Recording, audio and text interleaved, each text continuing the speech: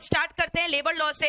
आज हम लोग लेबर लॉ का पहला चैप्टर डिस्कस करेंगे, which is talking about the factories act 1948। आज हम लोग किसके बारे में डिस्कस करेंगे बताओ? The factories act 1948। तो मैम हम लोग को कॉपी में लिखना पड़ेगा क्या? हाँ, अलग से कॉपी बना लेना, नहीं तो अगर कंपनी लॉ ऑलरेडी हमारा फिनिश ऑफ हो चुका है, कंपनी लॉ के कॉपी में भी आप कंटिन्यू कर सकते हो। सुनो, लेबर लॉ बहुत इजी है, स्पेशली वो बच्चे जो कंपनी लॉ पढ़कर यहाँ बैठे हैं, उनको लेबर लॉ में इतना मस्ती आने वाला है ना जिसका कोई गारंटी नहीं है, because this is really very very easy. Company law जितना टेक्निकल होता है, लेबर लॉ उतना इजी है, खाली प्रोविजंस है, समझना है और याद तो क्लास में हो ही जाता है। यू नो इट, ठीक है, कैसे होता है हम लोग का पढ़ाई, ठीक है। अच्छा, फैक्ट्रीज एक्ट या फिर कोई भी लेबर लॉ में ऐसा ऐसा चीज जानोगे जो लेबर के लिए बेनिफिशियल है। जैसे नाम में लिखा है labour law. Labour law talks about the provisions of the law which is applicable and which is relevant on the labours, on the workers working in the factory. जो लेबर लोग काम करते हैं ना फैक्ट्री में, उनके लिए क्या क्या लॉ बना है शायद उनको भी नहीं पता होगा। उनके लिए इतना लॉ है जो आप पढ़ोगे, अभी आपके सिलेबस में है। समझ में आ रहा है? मतलब अगर आज हम लोग स्टार्ट करने वाले द फैक्ट्रीज एक्ट 1948, लगभग मेरे को 2 से 3 लेक्चर लगेगा इस चैप्टर को खत्म करने में। और ये चैप्टर मैम कितने मार्क्स का आता है? On an average 5 to 7 marks. तो क्या कम है क्या 5 to 7 मार्क्स? 2 या 3 क्लास के लिए 5 to 7 marks come weightage carry करता है क्या? Of course not. तो फैक्ट्रीज एक्ट में आप पता है क्या पढ़ोगे? आप ये पढ़ोगे कि फैक्ट्रीज एक्ट किसके ऊपर एप्लीकेबल है। अब आपको लगेगा सारे एम्प्लॉय को हम वर्कर या लेबर बोलते हैं, यू आर रॉन्ग। एम्प्लॉय कौन होता है, वर्कर कौन होता है, फैक्ट्री क्या होता है, मैन्युफैक्चरिंग प्रोसेस क्या होता है, ये सब हम लोग डिस्कस करने वाले हैं। कहां पे बताओ? फैक्ट्रीज एक्ट 1948 के अंदर। क्लियर है? मतलब ऐसा ऐसा प्रोविजन पढ़ोगे यहाँ पे, मतलब जो लॉ मेकर्स एकदम धागे खोल खोल कर लॉ का प्रोविजंस बनाए हैं, इतना खोल दिए हैं कि तुमको शर्म आ जाएगा। हम मजाक नहीं कर रहे हैं। यहाँ पे फैक्ट्रीज एक्ट में बात किया गया है लेबर के सेफ्टी के बारे में, वेलफेयर के बारे में और हेल्थ के बारे में। वापस से बोलो, factories act 1948 ensures about 3 things about the promotion and protection of health, safety and welfare। 3 चीजों के बारे में बात करता है। बताओ वो 3 चीज क्या है? देखो, चैप्टर का नाम हमारा क्या है बताओ? द फैक्ट्रीज एक्ट 1948, ठीक है। अच्छा मैम, यहाँ पे भी हम लोग को सेक्शन याद करना पड़ेगा क्या? कंपनी लॉ में तो कितना सारा सेक्शन हम लोग को याद हो गया था। बिल्कुल नहीं, गलती से भी मत याद रखना, भूल जाओगे नहीं तो, ठीक है। हाँ, कहीं कहीं कुछ इंपॉर्टेंट सेक्शन है, वो तुमको पता है, मैं याद करवाई दूंगी by default. Otherwise you don't have to stress yourself to remember all the section, not important, ठीक है। द फैक्ट्रीज एक्ट बोलो क्या है? 1948। मैम ये फैक्ट्रीज एक्ट, ये तो नाम से ही समझ में आ रहा है फैक्ट्रीज के ऊपर एप्लीकेबल है। और फैक्ट्रीज में काम कौन करता है? लेबर लोग काम करते हैं। चलो रिचुअल्स हो गया, पढ़ाई करते हैं, आ जाओ। फैक्ट्रीज एक्ट 1948 क्या डिस्कस करने वाले? Factories act 1948। Yes, good afternoon Akash, Asif, Abhishek, good afternoon guys. सुना ना, द फैक्ट्रीज एक्ट 1948 नाम से समझ में आ रहा है फैक्ट्रीज के ऊपर एप्लीकेबल है। और कौन से फैक्ट्रीज के ऊपर? जहां पे कौन काम करता है? लेबर लोग, वर्कर्स लोग। यानी यहाँ पे what is the objective? Ma'am ये फैक्ट्रीज एक्ट 1948 आखिर में इंट्रोड्यूस ही क्यों किया गया? ये इंट्रोड्यूस किया गया प्रोटेक्ट करने के लिए और प्रमोट करने के लिए। क्या करने के लिए बताओ? To protect and promote. 3 चीज को, क्या 3 चीज को बताओ? 3 चीज को, health of the worker, safety of the worker, welfare of the worker. 3 चीज को प्रमोट करने के लिए, प्रोटेक्ट करने के लिए फैक्ट्रीज एक्ट 1948 को लाया गया। अब सोचो, जब तुम हेल्थ पढ़ोगे ना, खाली हेल्थ नहीं, हेल्थ के अंदर क्या क्या करना चाहिए एम्प्लॉयर को, ये भी खोल खोल कर लिख दिया है। मतलब हेल्थ के लिए अभी बस तुमको ट्रेलर दिखा रहे हैं, पूरा पिक्चर हम लोग हेल्थ के बारे में नेक्स्ट क्लास में पढ़ेंगे, ठीक है। हेल्थ के लिए क्या क्या नहीं बोला है। अच्छा, हेल्थ के लिए हाइजीन मेंटेन करना जरूरी है। हाइजीन को हिंदी में क्या बोलते हैं? साफ सफाई। यानी फैक्ट्री साफ सुथरा होना चाहिए। जैसे देखो हम लोग यहाँ पढ़ते हैं, एकदम हाइजीन मेंटेन करके रखते हैं कि नहीं? बताओ, सब कुछ साफ सुथरा है कि नहीं अराउंड? अब तुम सुबह से लेकर शाम तक यहाँ रहते हो, बाहर का साफ स्वच्छता के साथ अंदर का भी तो साफ और स्वच्छता मेंटेन करना जरूरी है, अ नेचुरल क्लींजिंग प्रोसेस, ठीक है। तो उसके लिए भी प्रबंध किया गया है कि नहीं? बताओ। एक हो गया हाइजीन आउटसाइड, एक हाइजीन इनसाइड भी तो तुमको मेंटेन करना पड़ेगा। यहीं खाते हो, यहीं पे पीते हो, तो तुमको समझ में आ रहा है, बाकी फैसिलिटी भी तो प्रोवाइड करना पड़ेगा। तो वैसे ही यहाँ पे फैक्ट्रीज का बात कर रहा है। फैक्ट्रीज में जो लेबर वर्कर लोग काम करते हैं ना, फैक्ट्रीज का तो साफ सफाई रखना ही है, बट लेबर लोग को अपने अंदर का भी तो साफ सफाई रखना पड़ेगा। तो मतलब धागा खोल खोल कर पढ़ाया है। ये भी बताया है कि हेल्थ हाइजीन मेंटेन करने के लिए एक वॉशरूम में, एक सीट में कितने जन को बैठना अलाउड है। हम मजाक नहीं कर रहे हैं, समझ में आ रहा है? ये सब भी बता दिया है, इससे ज्यादा नहीं बैठेगा। एक जन इतना यूज करेगा, एक सीट कितना जन शेयर करेगा? कुछ भोले वाले बच्चे बोल रहे मैम हम लोग तो एक सीट इतना जन शेयर, अरे वो वाला सीट का बात नहीं हो रहा है। अब हम ज्यादा खोल नहीं सकते, वो जब मैट में आएगा तो वहां से वर्ड दिखा देंगे क्या लिखा हुआ है। तुम समझ गए तो कौन सा सीट का? तुम्हारे स्वच्छता के लिए तुम एक सीट में बैठे होगे डेली, उस सीट का बात किया जा रहा है। समझ में आ रहा है? तो ये सब लिखा हुआ है और तुमको लर्न करना पड़ेगा। चलो मैं नंबर बता देती हूँ, 20% पर सीट दैट इज अलाउड। ये फैक्ट्रीज एक्ट में प्रोविजन बनाया है, ऐसे क्या देख रहा है? प्रोविजन बनाया है ये तुमको लर्न करना है। ये एमसीक्यू में भी आता है, कितना % पर सीट अलाउड है। समझ में आ रहा है? ये सब दिया फैक्ट्रीज एक्ट में, हम क्या करें बताओ? पढ़ना पड़ेगा। अच्छा अब सेफ्टी का बात करें, सेफ्टी में बोल रहा है जैसे तुम लोग फैक्ट्री में जाता है, देखता है कितना सारा मील्स वगैरह रहता है, डेंजरस मशीन रहता है, मशीन ऐसे एक रिवॉल्विंग मशीन देखा है, ऐसे ऐसे ऐसे ऐसे ऐसे ऐसे ऐसे ऐसे ऐसे रिवॉल्व करते रहता है, देखियो रिवॉल्विंग मशीन। तो अगर कोई लेबर ऐसी रिवॉल्विंग मशीन खुला हुआ ऐसे ऐसे ऐसे घूम रहा है, उसके पास खड़ा हो जाएगा तो उसका भी तो हाथ कट जाएगा रिवॉल्विंग मशीन में, वो भी रिवॉल्व हो जाएगा। तो उसके लिए क्या सेफ्टी मेजरमेंट लेना है, फेंसिंग वगैरह करके रखना है। पुली लीवर का नाम सुना है? पुली लीवर सिस्टम, क्रेन होना चाहिए। अब कोई क्या पुराना जमाना है क्या कि इंसान को कोलू का बैल बना दोगे, उसके ऊपर सारा सामान टंगार दोगे? गधा है क्या वो? डोंकी है क्या? नहीं। तो उसके लिए क्या अरेंजमेंट करना है उनका सेफ्टी के लिए। फिर पता है ये भी लिखा है लेबर लोग को ग्लेयर देना पड़ेगा। सोचो तुम लोग को ही नहीं मिलता, इन लोग को मिलेगा गॉगल्स। गॉगल्स हाँ हर जगह नहीं, मतलब कोई ऐसा इंडस्ट्री में उन लोग काम कर रहे हैं जहां पे बहुत हार्मफुल एमिशंस निकलता है, केमिकल्स निकलता है which might be injurious to their eyes। फिर बोल रहे लेबर का यूनिफॉर्म देना पड़ेगा उनके सेफ्टी के लिए, ग्लव्स देना पड़ेगा, गॉगल्स देना पड़ेगा, सब कुछ लिखा है। मतलब लेबर के लिए इन लोग पूरा क्या क्या नहीं कर रहे हैं तुम सोच भी नहीं सकते हो। कैंटीन होना चाहिए, कितना वर्कर है कि कैंटीन होना चाहिए? कैंटीन छोड़ो, समझ में आ रहा है? उसके अलावा क्या धोने का, सुखाने का, सब चीज का फैसिलिटी होना चाहिए। मैम क्या धोने का? कपड़ा धोने का, समझ में आ रहा है? Washing of the clothes facility सब होना चाहिए। फिर ये भी बोले सुखाने का भी दो, खाली धोने का नहीं, सुखाने का भी। अरे कपड़ा सुखाने का धोने के बाद फिर बोला थक गया है तो बैठने का जगह दो, सिटिंग फैसिलिटी दो। अच्छा मैम कोई एम्प्लॉय मान लीजिए विमेन महिला है और अभी जस्ट है बच्चा डिलीवरी करके आई है, उन लोग के लिए क्या करे? उन लोग को भी अलाउ करो। बोलो बच्चा के संग आई है, हम लोग क्रेचेस का फैसिलिटी देंगे। क्रेचेस यू अंडरस्टैंड? क्रेचेस समझते हो? पालना टाइप का होता है जो बच्चा लोग का, झूला झूलाने भी देंगे तुम लोग को, बच्चा लोग को, चिंता मत करो। तो मतलब इतना प्रोविजन तो लेबर लोग को भी नहीं पता है जितना फैक्ट्रीज एक्ट में भर भर के लिखा है। You understanding? और ये तुम पढ़ोगे मतलब तुमको ये चैप्टर पढ़कर ऐसा लगेगा कि तुम लेबर के कोई सरताज हो। समझ में आ रहा है? You are just going to feel और imagine that you are a labour. ये चैप्टर में ऐसा लगेगा, हम पढ़ा रहे हमको भी ऐसा ही लगेगा, तुम पढ़ो तुमको भी ऐसा ही लगेगा। समझ में आ रहा है? ये सब जो सुख सुविधा किसके लिए दिया गया? लेबर के लिए। ओ अच्छा मैम हम लोग भी तो बिग 4 में जाकर काम करेंगे, हम लोग भी तो लेबर हुए। अरे नहीं, समझ में आ रहा है? यहाँ लेबर का मतलब हम लोग डिस्कस करेंगे, don't worry. Might be you may be a labour, I don't know if you are working in a factory, ठीक है? हम लोग अभी लेबर का मतलब भी डिस्कस करेंगे कि लेबर क्या होता है। तो आप सेफ्टी, हेल्थ, वेलफेयर, ये सब का मतलब समझ में आ रहा है आपको? फर्स्ट एड अप्लायंसेस होना चाहिए, एम्बुलेंस रखा हुआ होना चाहिए, क्रेचेस होना चाहिए, सिटिंग फैसिलिटी होना चाहिए, स्लीपिंग फैसिलिटी होना चाहिए, सोने का जगह दो, बैठने का जगह दो, नहाने का दो, खाने का दो, धोने का दो। मतलब क्या कर रहे हैं? उन लोग को पाल रहे हैं क्या? हाँ ऐसा ही लगेगा। You understanding?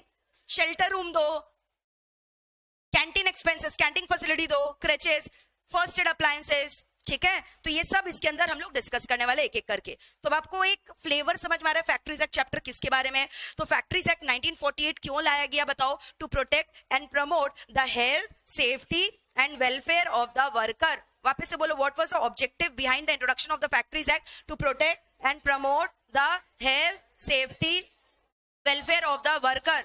And this health, safety, welfare, मैंने अभी आपको बस एग्जांपल बताया, ये अपने आप में एक बहुत बड़ा टॉपिक है।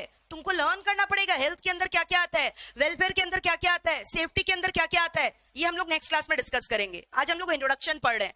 आज तो हम लोग ये सीखेंगे लेबर किसको बोलते हैं, फैक्ट्री क्या होता है, मैन्युफैक्चरिंग प्रोसेस क्या होता है, ये सब आज हम लोग डिस्कस करने वाले हैं। ठीक है, रेडी हो क्या? कैसा लग रहा है? मजा आ रहा है ये चैप्टर करके? बहुत मजा आएगा। मतलब कंपनीज एक्ट जितना टेक्निकल है ना, लेबर लॉ उतना इजी है और उतना एंटरटेनिंग है। समझ में आ रहा है? बट तुमको क्लास रेगुलरली करना है, प्रॉमिस करो मेरे को। और हर क्लास क्या करना है बताओ? नोट्स वगैरह लिखना है और रिवाइज करके आना है, ठीक है? It is also more theoretical. चलो सबसे पहले हम लोग डिस्कस करने वाले हैं फैक्ट्रीज एक्ट 1948 किसके ऊपर एप्लीकेबल है। It is applicable, can I say it extends to whole of India. आजकल सारा एक्ट होल ऑफ इंडिया में एक्सटेंड करता है। So factories act is an act which is applicable which extends to क्या? Whole of India. क्या including the territory of Jammu and Kashmir? हाँ बहुत हुआ यार सौतेलापंथी, अब वो भी हमारे ही है, हमारे ही देश का हिस्सा है, हमारे ही देश का हिस्सा है। Abrogation of article 370। Factories act is applicable on whole of India. किसके ऊपर एप्लीकेबल है बताओ? Whole of India. And applicable on workers working in the factory. किसके ऊपर बताओ? Workers working in the factory. Now my next question to you is, क्या सारे employ को हम वर्कर बोल सकते हैं? All the employees are the worker? नहीं, only those employees are called as worker who are working under the contract of service, who are working under the contract of service। दो चीज होता है, एक होता है कॉन्ट्रैक्ट ऑफ सर्विस, एक होता है कॉन्ट्रैक्ट फॉर सर्विस। बोलो, दो चीज होता है, क्या क्या बोला मैंने? एक होता है कॉन्ट्रैक्ट ऑफ सर्विस और एक क्या होता है मेरे को बताओ? Contract for service. Contract for service. तो वो एम्प्लॉय जो किसके अंदर है बताओ? कॉन्ट्रैक्ट ऑफ सर्विस के अंदर, उसको हम लोग क्या बोलते हैं? लेबर, या फिर क्या बोलते हैं बताओ? वर्कर। और क्या उनके ऊपर फैक्ट्रीज एक्ट एप्लीकेबल है? हाँ। लेकिन ऐसे एम्प्लॉय जो कॉन्ट्रैक्ट फॉर सर्विस के अंदर काम कर रहे हैं, are they called as a labour? क्या? नो, वो एम्प्लॉय है, but such employees are not called as labour और worker. And if they are not worker, क्या उसके ऊपर फैक्ट्रीज एक्ट एप्लीकेबल होगा? क्या बोलो, फैक्ट्रीज एक्ट एप्लीकेबल की not applicable? Not applicable. Are we through with this? Clear है? तो मैम ये तो बताइए होता क्या है? Contract of service is a contract of service where the employer not only supervises the employee but also controls each and every activities of the employee. There is a master and servant relationship between the employer and the employee. मतलब एक एक चीज control करता है employ का। कौन? Employer. Is employ working independently? No, he is working under the supervision, under the control of the employer. Employer जैसे जैसे काम करवा रहे हैं ना, वैसे वैसे वर्कर को काम करना पड़ेगा। वर्कर ऐसा नहीं है खाली काम देकर छोड़ दिया, वर्कर से काम करवा भी रहे, सब कुछ बता रहे कि तुमको ऐसे करना है, तुमको वैसे करना है। Each and every moment, each and every work of the employee और the worker is controlled by the employer. कौन कंट्रोल करेगा मेरे को बताओ? एम्प्लॉयर। यानी there is a master and servant relationship. कैसा रिलेशनशिप है बताओ? Master and servant relationship. But in case of contract for service, the employee is discharging the duties independently without the intervention of the employer. या employee कैसे काम कर रहा है? अपने आप, independently, बिना किसी के interference के। For example, सुना ध्यान से, हमारा एक बात बताओ, MEPL का ऑडिट होता है कि नहीं होता है? हाँ, अच्छा, स्टैट्यूटरी ऑडिट तो होता ही है, बट मैंने इंटरनल ऑडिट भी करवाया है। इंटरनल ऑडिट आपने पढ़ा है मेरे साथ कंपनीज एक्ट में। सेक्शन नंबर बताओ इंटरनल ऑडिट का? जबरदस्त। Section number 138 internal audit. Internal audit management अपना सेटिस्फेक्शन के लिए करवाता है। मान लो मैंने एक चार्टर्ड अकाउंटेंट को ना इंटरनल ऑडिटर रख रखा है। अच्छा, एक बात बताओ, क्या हम खाली सीए को रख सकते हैं internal auditor? Even a CMA in practice or a CS in practice, any professional can be a internal auditor. जो क्या चेक करता है? Day to day working check करता है, इंटरनल कंट्रोल्स ठीक है कि नहीं वो चेक करता है। तो मेरा इंटरनल ऑडिटर है, चार्टर्ड अकाउंटेंट है, ठीक है, वो महीना में 2 बार आता है। बाद बाकी अपना आर्टिकल वगैरह को असिस्टेंट भेज कर जो है स्टॉक ऑडिट करवाता है, कभी मैट को ऑडिट करवाता है, क्लासेस ऑडिट करवाता है, चेक करता है ठीक से डिवाइस वगैरह को, क्लासेस वगैरह को एनक्रिप्ट किया जा रहा है कि नहीं। अब एक बात बताओ, तुमको नहीं लगता इंटरनल ऑडिटर को मैंने असाइनमेंट दे दिया, अब वो काम करने का जिम्मेदारी उसका है कि अब मुझे बीच में इंटरफेयर करते रहना चाहिए? बताओ। अब इंटरनल ऑडिटर मान लो मैंने बोला महीने में 2 बार आता है, ठीक है, अब आज क्या ना मेरा पढ़ाने का इच्छा नहीं हो रहा है, हम चले गए क्लास से बीच में, हाँ ऑडिटर एक काम करो ना, अभी आ जाओ, चलो मेरा क्लास ऑफ हो गया है, तुम किधर हो, आ जाओ, हाँ हम वेट कर रहे हैं, जल्दी आओ, सब अपना असाइनमेंट कैंसिल कर दो, जहां पे भी तुम बैठे हो वो छोड़ो और इधर आओ चुपचाप, समझ में आ रहा है? चलो आज मिलकर हम लोग स्टॉक टेकिंग करेंगे, तुम भी काउंट करना, हम भी स्टॉक काउंट करेंगे। बताओ पॉसिबल कि नॉट पॉसिबल? एक बात बताओ, क्या इंटरनल ऑडिटर प्रोफेशनल है कि नहीं और इंडिपेंडेंट है कि नहीं है? क्या खाली मेरे अंडर काम करता है क्या? नहीं। क्या मैं उसके काम को सुपरवाइज कर सकती हूँ? जब मर्जी मैं उसको बोलूंगी उसको आना पड़ेगा क्या? हाँ या ना? नहीं। चलो let us take another example of our designer. आपको पता है हमारा इतना सारा जो थंबनेल्स वगैरह बनता है, डिजाइनिंग होता है, वो हमारा डिजाइनर करता है। डिजाइनर भी जो है वो इंडिपेंडेंट प्रोफेशनल है, अपने घर से काम करता है, हार्डली आपने उसको यहाँ पे देखा होगा। तो अचानक से जब भी मैं मेरा मर्जी मैं उसको बुला लूंगी, क्या अरे क्या कर रहा है कामिल, इधर आ जा, चल अभी आ जा, एक तो डिजाइन करना मेरे सामने बैठ के कर लेना, हम तेरे को बता रहे हैं वैसे ही करना। नहीं भाई, वो इंडिपेंडेंट पर्सन है, उसका मर्जी, वो वैसे डिजाइन करेगा। समझ में आ रहा है? हम भले ही उसको क्या दे सकते हैं बताओ, एडवाइस दे सकते हैं, बट उसको फॉलो करना नहीं करना वो उसकी मर्जी। You understanding? He is working as an independent professional. ये छोड़ो, आपको पता है MEPL में more than 15 faculties are teaching across India. You understanding? अब मान लो हमारे कोई फॉरेन कोर्स है, समझ में, ACCA का कोर्स है, अब ACCA मेरा तो किया हुआ नहीं है, हम ACCA का जो फैकल्टी मेंबर है उसको कॉल करके बोल रहे हैं, सुने ना आज आप ये चैप्टर मत पढ़ाइएगा, आज बच्चा लोग बोल रहे कुछ अच्छा पढ़ाने, अब दूसरा चैप्टर थोड़ा पढ़ा दीजिएगा ना, देखिए ना, या आज थोड़ा कम पढ़ा दीजिएगा ना, क्या दिक्कत है, आज हमको थोड़ा ज्यादा पढ़ाना है, या आज एक काम करिए ना, आप एक दिन में 4 क्लास ले लीजिए, ठीक है, हम उसको क्या कर रहे हैं, इंस्ट्रक्शन दे रहे हैं इस तरह से। या फिर मान लो तुम्हारा कोई भी फैकल्टी मेंबर है, हम उसको बोल रहे क्या हो रहा है आज, क्या पढ़े हो बच्चा लोग, तुम लोग बोल रहे हैं कि मैम ये वाला चैप्टर पढ़े, कोई भी एक चैप्टर का नाम बताओ, चलो टैक्स का कोई एक चैप्टर उठा लो, बोलो जीएसटी पढ़ रहे, हम बोले नहीं आज जीएसटी मत पढ़ो, एक काम करो आज डायरेक्ट टैक्स पढ़ो, आज सैलरीज पढ़ो, क्योंकि मेरे को सुनने का मन है कि तुम लोग सैलरीज ठीक से पढ़ रहे हैं कि नहीं, बताओ अच्छा लगेगा क्या सामने वाला फैकल्टी को, बोलेगा एक काम करिए मैडम आप सैलरीज भी आप ही पढ़ा दीजिए, हम चल जा रहे हैं, समझ में आ रहा है। तो यहाँ पे क्या हो रहा है, they are working as an independent professional, that is क्या, कॉन्ट्रैक्ट फॉर सर्विस। हाँ ये बात है कि हम कब आना है कब नहीं जाना है, टाइम शेड्यूल, ये सब जो है मेरा जिम्मेदारी है सुपरवाइज करना, बट क्या टॉपिक पढ़ाना है क्या टॉपिक नहीं पढ़ाना है, ये पढ़ाना है ये एग्जाम के लिए इंपॉर्टेंट है कि नहीं है, फिर तो हम ही टैक्स भी पढ़ाना चालू कर देंगे, समझ में आ रहा है हम क्या बोल रहे हैं। तो वो सब हम डेलीगेट नहीं कर सकते, क्योंकि that is under the contract for service and not contract of service. तो मैम कॉन्ट्रैक्ट ऑफ सर्विस का एग्जांपल दीजिए ना, दे रहे कॉन्ट्रैक्ट ऑफ सर्विस, बाहर में सिक्योरिटी दादा खड़े रहते हैं, अब उनको अगर हम बोलेंगे कि सुनिए ना आप अभी आ जाइए इधर आकर बैठिए, इधर इधर देखिए बच्चा लोग को, तो बैठना पड़ेगा क्या उनको, हाँ समझ में आ रहा है। अब मैट का जो काम संभाल रहे हैं, हम उसको बोलेंगे एक काम करो मैट का जो टाइमिंग है 9 से 4 रखो, 4 बजे के बाद कोई बच्चा आएगा उसको मैट मत देना, क्योंकि स्टॉक टेकिंग वगैरह करना होता है। तुमको समझ में आ रहा है हम क्या बोल रहे हैं, डिफरेंस समझ में, कॉन्ट्रैक्ट ऑफ सर्विस और कॉन्ट्रैक्ट फॉर सर्विस। अब जैसे अरुंदा है, अरुंदा को देखे हो, कटप्पा है अरुंदा, समझ में आ रहा है, हाँ मजाक लग रहा है तुम लोग को, जब से ये ऑर्गेनाइजेशन है उसके पहले से, समझ में आ रहा है, तब से वो यहाँ पे है, यू अंडरस्टैंडिंग, नहीं उसके भी पहले से, मतलब जब हम लोग कंपनी भी फॉर्म नहीं था तब, even the company was not there, मतलब जब हम खुद सीए नहीं बने थे तब से वो है, यू अंडरस्टैंडिंग। हम लोग का नोट्स वगैरह भी जैसे इधर उधर से लाना करना, जुगाड़ करना, फ्रेंड से जेरोक्स कराना, वो सब जानते हैं, हम लोग का पूरा घर को भी जानते हैं, तो हम जैसा बोलेंगे वो करेंगे पूरा एकदम, समझ में आ रहा है। तो वो क्या हो गया, contract of service, contract of service, you understanding क्या बोल रहे हैं, क्लियर है यहाँ तक। तो कॉन्ट्रैक्ट ऑफ सर्विस और कॉन्ट्रैक्ट फॉर सर्विस का डिफरेंस समझ में आ रहा है। तो फैक्ट्रीज एक्ट किसके ऊपर एप्लीकेबल है बताओ, वो एम्प्लॉय जो कॉन्ट्रैक्ट ऑफ सर्विस के अंडर काम कर रहा है, not for contract for service. Contract for service का एग्जांपल हुआ इंडिपेंडेंट प्रोफेशनल, ऑडिटर हुआ कंपनी का, डिजाइनर हुआ कंपनी का, बट जो डे टू डे वर्कर्स होते हैं, जो डे टू डे लेबर्स होते हैं, उसको क्या बोलते हैं, कॉन्ट्रैक्ट ऑफ सर्विस। तो यहाँ पे फैक्ट्रीज एक्ट किसके ऊपर एप्लीकेबल है, उन वर्कर के ऊपर, उन लेबर के ऊपर जो एम्प्लॉयड है under contract of service and not under contract for service. Are we through with this, दोनों का डिफरेंस क्लियर है। यानी कॉन्ट्रैक्ट फॉर सर्विस में मास्टर सर्वेंट रिलेशनशिप नहीं होता क्या, नहीं, वहां एम्प्लॉयर एम्प्लॉय के वर्क को सुपरवाइज नहीं करता क्या, नहीं, लेकिन कॉन्ट्रैक्ट ऑफ सर्विस में क्या मास्टर सर्वेंट रिलेशन होता है, हाँ, क्या एम्प्लॉयर एम्प्लॉय के काम को सुपरवाइज करता है, हाँ।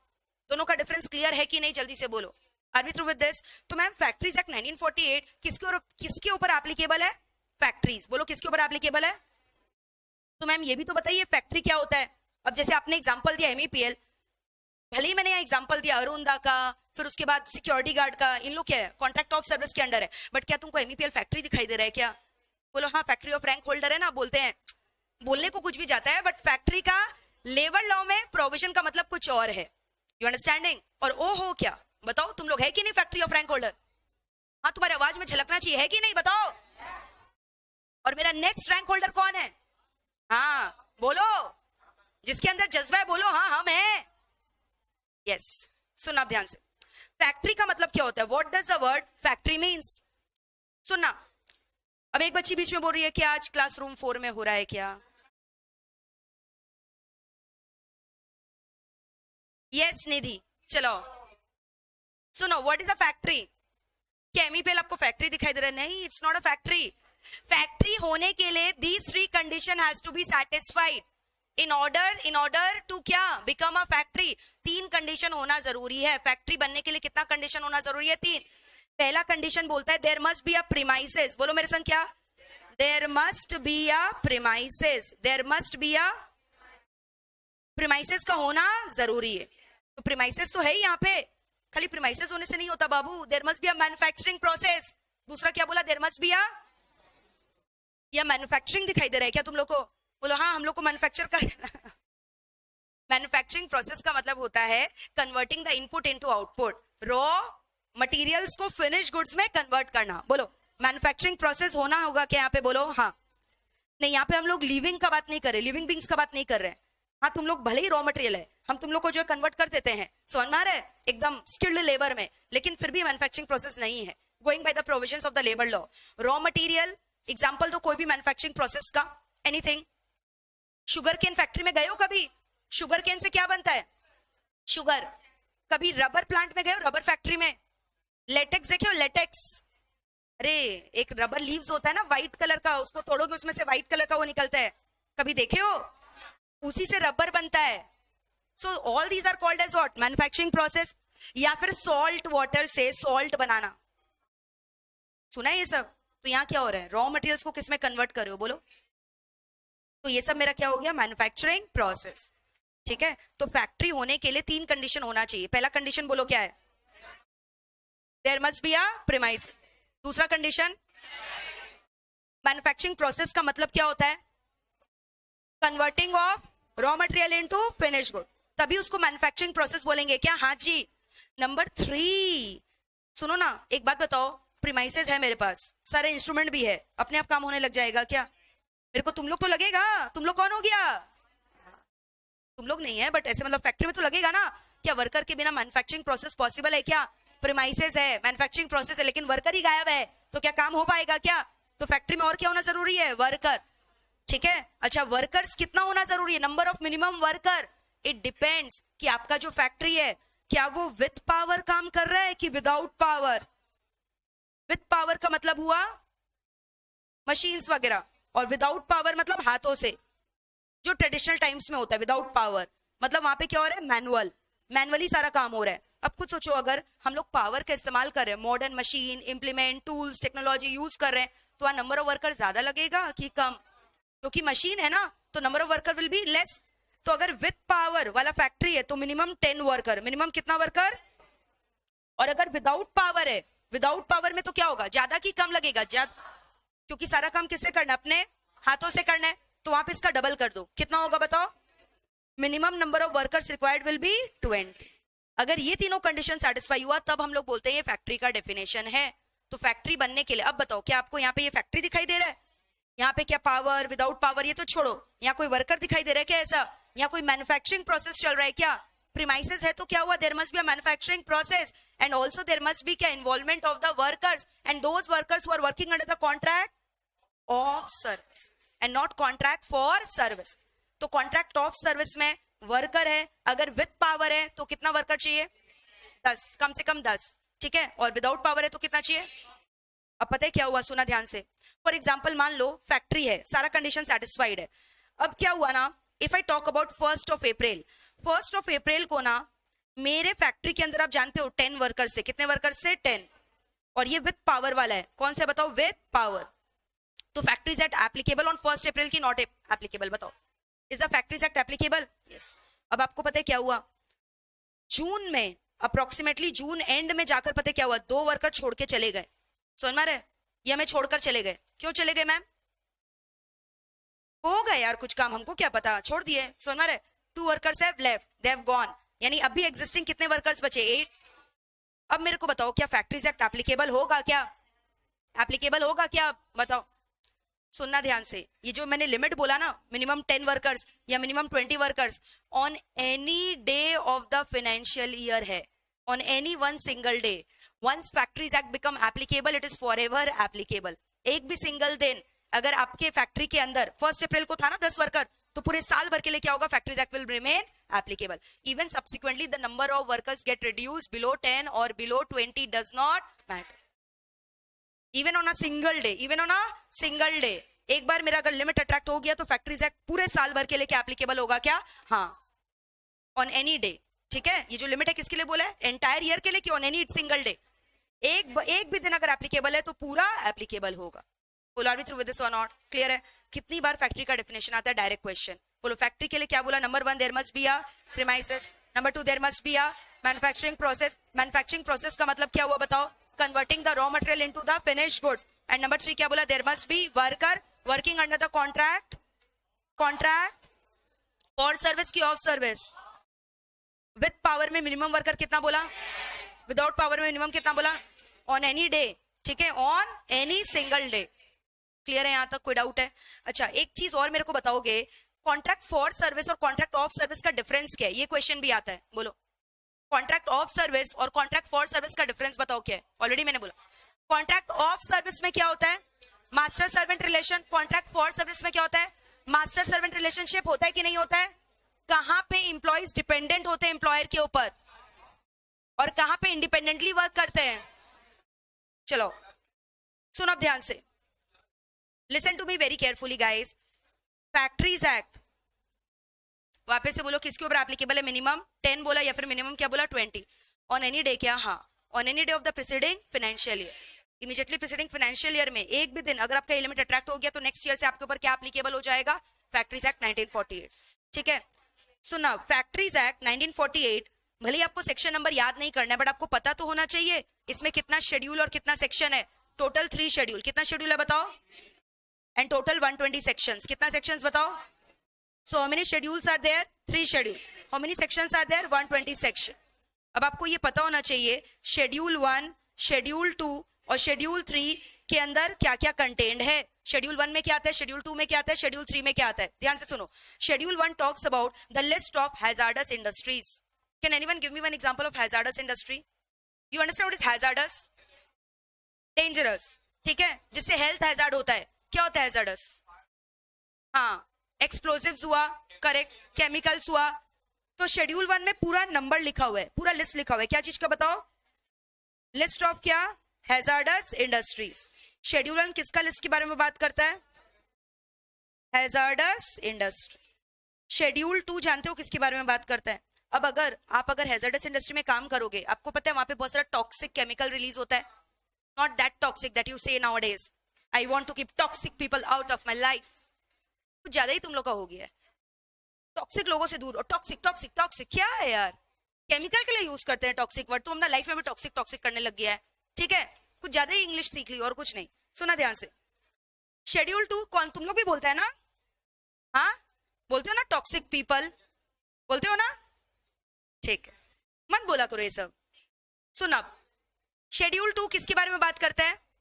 अगर अब तुम हैजार्डस इंडस्ट्री वगैरह में काम करोगे, केमिकल रिलीज होगा हैजार्डस, उसको बोलते हैं टॉक्सिक केमिकल। आपको पता है toxic chemical good for the environment है कि बैड फॉर द एनवायरमेंट है? तो अब सुना ध्यान से, लेकिन फिर भी रिलीज तो होगा, बनाना तो पड़ेगा ही। तो अब क्या होता है ना, इतने सारे एनवायरमेंटल नॉर्म्स है, लेजिस्लेशन है, उन लोग एक परमिसेबल लिमिट्स बता रखा है केमिकल सब्सटेंसेस का। इतना लिमिट तक अगर आप एमिट करोगे तो अलाउड है। तो वो परमिसेबल लिमिट कहां पे लिखा है? शेड्यूल 2। क्या चीज का बताओ? परमिसेबल एमिशन लिमिट किसका? Of the harmful chemical substances. वापस से बोलो, permissible limit of the harmful chemical substances which is released in the environment. वो सब लिमिट वगैरह कहां पे लिखा है? शेड्यूल 2। अब अगर ऐसा लेबर ये सब जगह काम करेगा और ये सब एमिशन से एक्सपोज होगा, he is bound to contract some of the diseases sooner or later. होता ही है ना, तभी तो उन लोग को बोलते हैं ग्लव्स वगैरह, एप्रॉन वगैरह, पूरा फेस मास्क वगैरह। माइंस वगैरह में काम करोगे तो भी ये सब होता है, ठीक है? फिर उसके बाद कोई ऐसा केमिकल, मान लो तुम सल्फ्यूरिक एसिड वगैरह बनाते हो, वहां पे काम करो, बहुत डेंजरस काम है ना ये सब, and lot of emissions are getting release. तो इससे क्या होता है? बहुत सारा डिजीज हो सकता है। तो क्या क्या डिजीज हो सकता है ये सब केमिकल्स में अगर काम करोगे आप तो उसका भी लिस्ट कहां पे लिखा गया है? Schedule 3, list of notified disease. बोलो क्या लिखा हुआ है? List of notified disease. Schedule 3 में क्या लिखा है? List of. तो ये तीनों कैसे याद रहेगा? पहले तो तुम डेंजर वाला इंडस्ट्री में काम किया, फिर डेंजर केमिकल को एक्सपोज किया अपने बॉडी में, फिर उसकी वजह से क्या हो गया? डेंजर वाला डिजीज। तो तीनों रिलेटेड है ना, याद रहेगा? तो वापस से बोलो, पूरा फैक्ट्रीज एक्ट कितने शेड्यूल में डिवाइडेड है? 3। Schedule 1, schedule 2, schedule 3। और उसके बाद मेरे को बताओगे शेड्यूल 1 के अंदर क्या क्या है? List of hazardous industry. Number 2, permissible emissible limit of the harmful chemical substances released in the environment. And schedule 3, list of notified disease. और कितने सेक्शंस है इसके अंदर?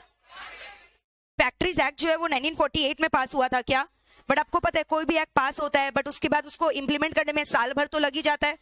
तो ये एक्चुअली इफेक्टिव कब से हुआ? 1 अप्रैल 1949। इफेक्टिव कब से हुआ? 1 अप्रैल। क्या बात कर रहे हो मैम? इंडिया को जब आजादी मिला था तभी एक्ट बनाया गया था। हाँ, बनाना पड़ा ना, क्योंकि कैसा कैसा ट्रीटमेंट हो रहा था ब्रिटिश रूल के अंदर। तो इसीलिए सरकार नहीं चाहता था कि लेबर लोग को ऐसा स्लेव बनाकर उन लोग से काम करवाया जा सके।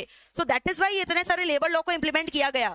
फिर मैम इतना पुराना एक्ट है, अमेंडमेंट तो आया ही होगा कभी ना कभी। हाँ, अमेंडमेंट आता ही रहता है, बट सबसे बड़ा अमेंडमेंट आप जानते हो कब आया? भोपाल गैस ट्रेजेडी के बाद सबसे बड़ा अमेंडमेंट कब आया?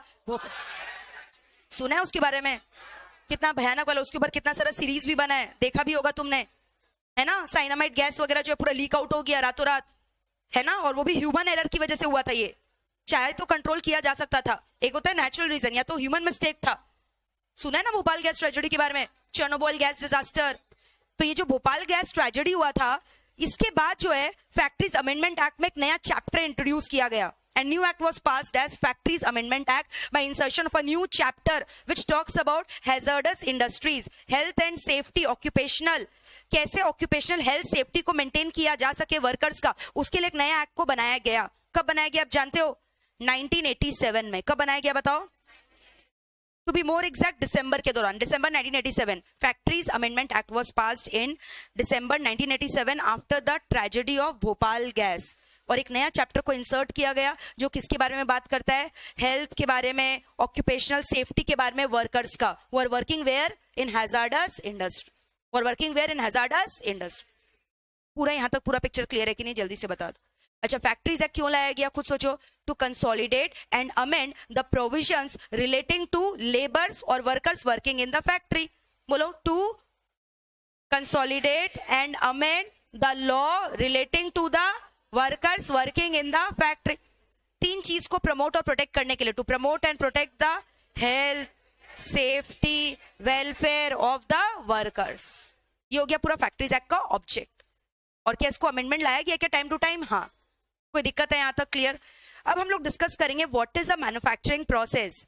तुमने बोला फैक्ट्री होने के लिए मैन्युफैक्चरिंग होना चाहिए ना, तो मैम अभी तो आपने बोला इनपुट को आउटपुट में कन्वर्ट करने को ही तो बोलते हैं।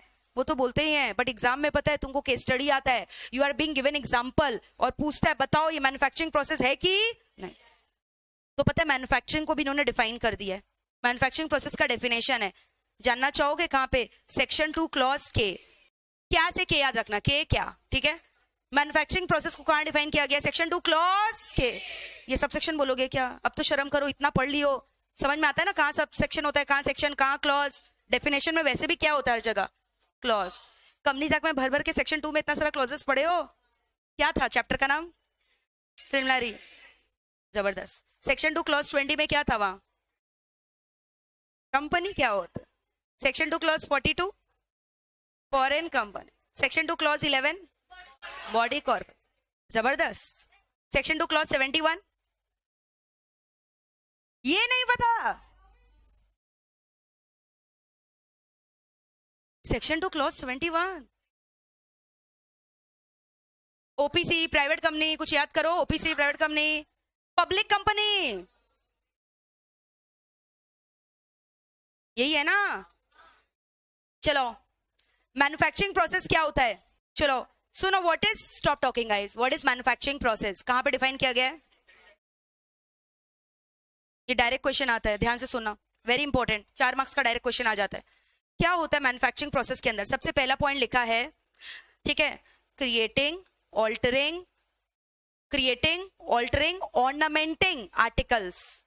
कभी गोल्ड स्मिथ के पास गए हो सोना वगैरह बनवाने? तो लोग आर्टिकल ही तो हुआ, सोना को क्या करता है? क्रिएट करता है, ऑल्टर करता है, उसका केमिकल प्रॉपर्टी चेंज करता है, उसको वेल्डिंग, कटिंग, शेप में कन्वर्ट करता है। जैसे गोल्ड का तो क्या होता है? गोल्ड प्लेट्स है, उसको बैंगल भी बना देते हैं ना गोल वगैरह करके, मेल्ट वगैरह करके।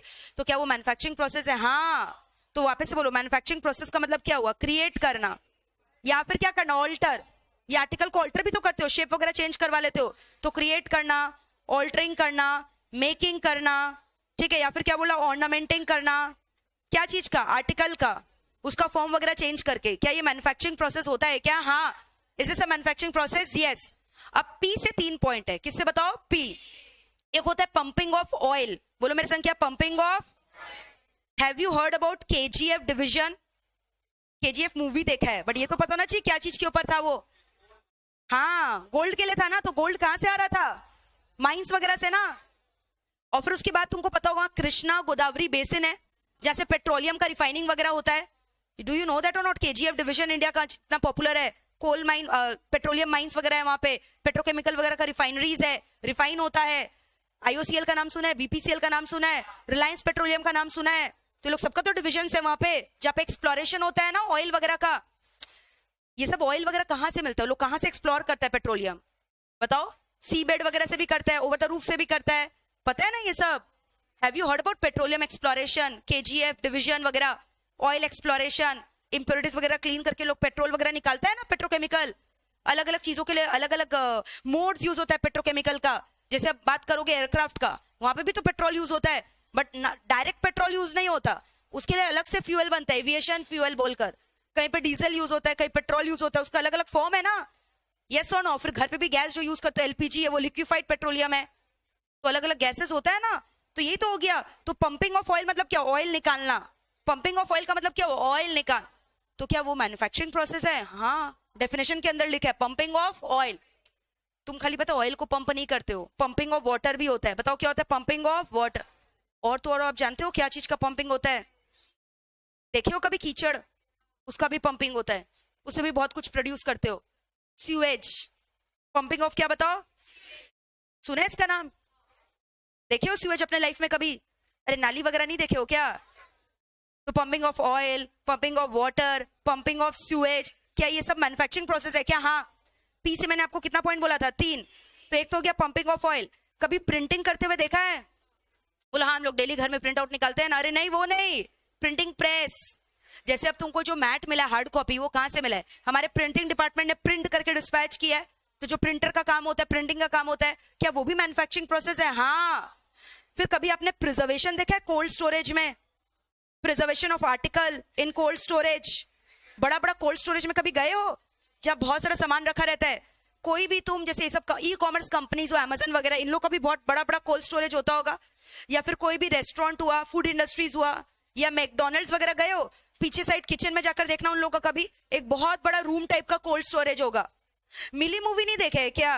उसी में तो फंस जाती है, उसका हालत खराब हो जाता है, चूहा भी रहता है कोल्ड स्टोरेज में। हाँ, प्रैक्टिकली में ऐसा ही होता है। नहीं देखा है तुमने कभी कोल्ड स्टोरेज? एक हो गया फ्रिज जो घर में रहता है। कोल्ड स्टोरेज रूम एकदम बड़ा बड़ा रूम होता है, जो बहुत बल्क में काम करते हैं ना, सब वहां पे गोडाउन में लोग प्रिजर्व करके रखता है ताकि उन लोग का सामान खराब नहीं हो जाए। प्रिजर्वेशन ऑफ आर्टिकल्स कहां पे? कोल्ड स्टोरेज में। तो अगर आप कोल्ड स्टोरेज का काम करो, कोल्ड स्टोरेज वेयर हाउसिंग वगैरह होता है ना, तो वो सब भी क्या चीज हो गया? Manufacturing process. खाली प्रिजर्व करो कोल्ड स्टोरेज में, उसको भी मैन्युफैक्चरिंग प्रोसेस बोलते हैं। प्रिंटिंग करो, वो भी मैन्युफैक्चरिंग है। पंपिंग ऑफ ऑयल, या फिर क्या? वाटर, या फिर क्या? सीवेज, या फिर क्या बोला? Creating, altering, manufacturing, ornamenting, of repairing, या फिर रिपेयर भी करो आर्टिकल का। मान लो तुम्हारा गोल्ड का चेन टूट गया, सूर्या गया किसके पास? सोनार के पास, और बोला मेरा चेन रिपेयर कर दीजिए, क्या वो भी मैन्युफैक्चरिंग प्रोसेस हो गया क्या? हाँ। रिपेयर करना, क्रिएट करना, ऑल्टर करना, ऑर्नामेंट करना आर्टिकल को, ये सारे के सारे क्या है? Manufacturing process. या फिर पावर जनरेशन। और एक बताओ क्या है? तो पी से तो 4 पॉइंट हो गया, देखो याद रहेगा, पी से 4 point. Pumping, printing, preservation in cold storage और पावर जनरेशन। और स्टार्टिंग में क्या था? ऑर्नामेंट्स का याद रहेगा। तुम लोग को बहुत शौक होता है ना ऑर्नामेंट्स वगैरह पहनने का, है क्या शौक? गोल्ड वगैरह का चेन बनाते हो क्या? गोल्ड का लास्ट क्या बनवाया था? चेन ही बनवाया था। हट झुट्टे। तो 1-2 चेन मेरे को भी दे दो, हमको भी शौक है। चलो, क्लियर है? हाँ करेक्ट, इसलिए पहना ही छोड़ दिया डर के मारे। सुना ध्यान से, स्टॉप। कभी एयरक्राफ्ट देखा है? बैठा नहीं है, देखा तो होगा, बैठा भी होगा, क्या बात है उसमें? एरोप्लेन में बैठे हो क्या? कितना जन बैठा है? हाथ उड़ाओ। वेरी गुड, तब तो देखा ही है। मतलब शिप देखा है? शिप बैठा भी है, डूबा नहीं क्या? अच्छा ठीक। टाइटैनिक में बैठा था क्या तुम?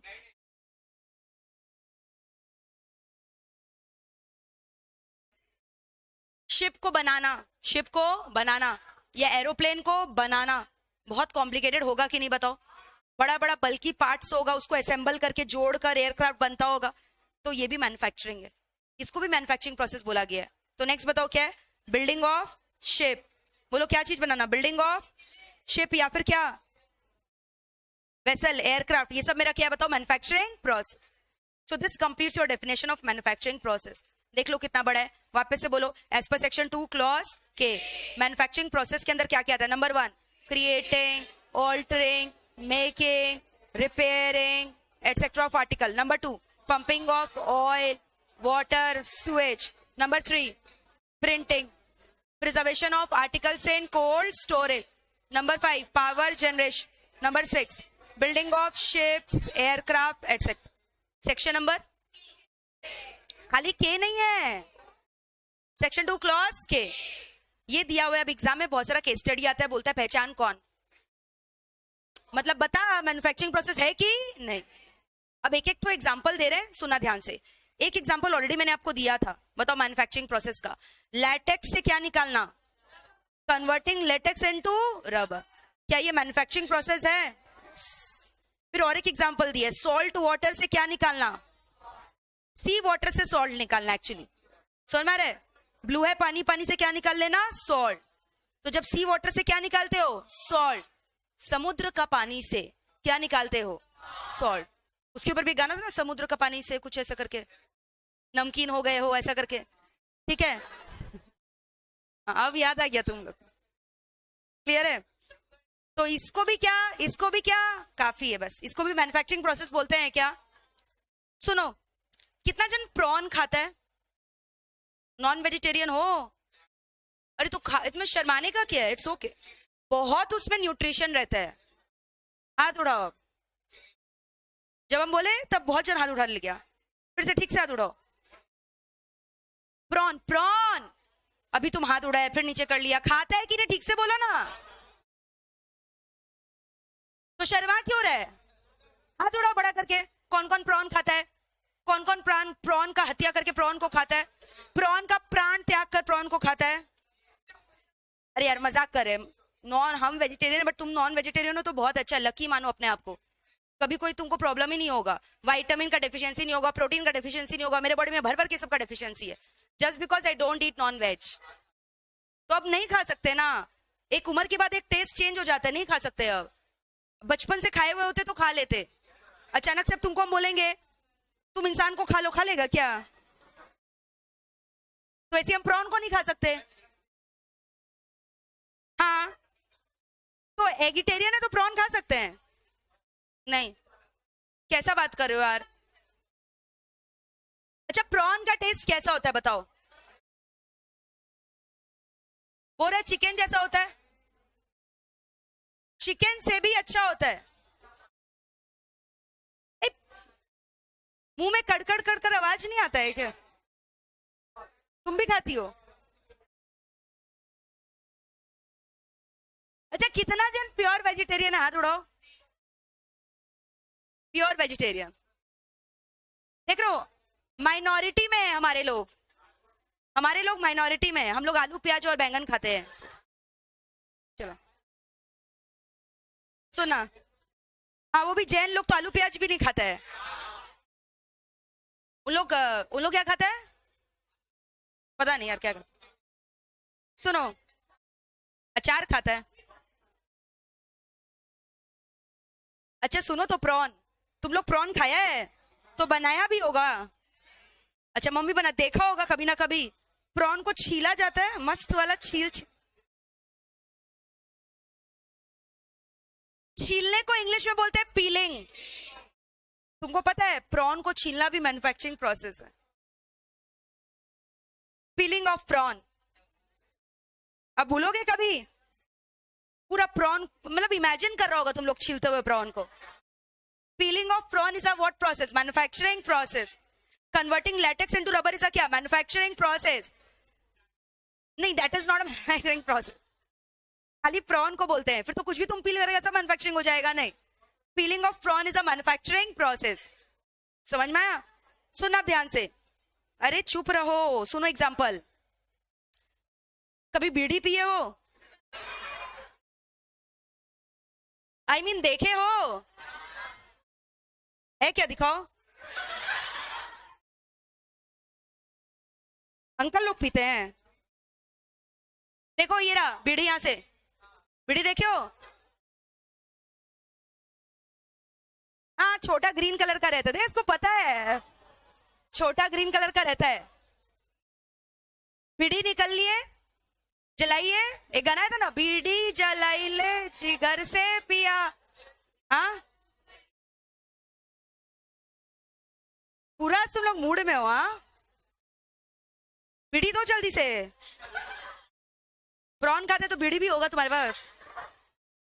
सुनो, बीड़ी देखा है कोई ऐसा इनोसेंट बच्चा जो जान, सुनी पहली बार, बोला क्या हो रहा है, कौन बीड़ी, कोई ऐसा रिएक्शन वाला है क्या? हट। अच्छा तुमको सिगरेट पता है क्या होता है? तो अब सुनो, सिगरेट में फ्लेवर आता है,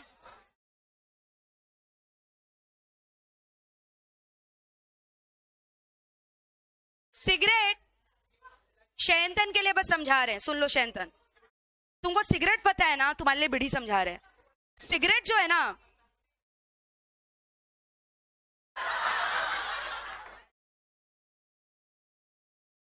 सिगरेट जो होता है ना, is a sophisticated version of bidi. सुना? अब समझ में आया? सिगरेट थोड़ा क्लासी हो गया, बीड़ी थोड़ा खल्लासी हो गया। सुना रहा है?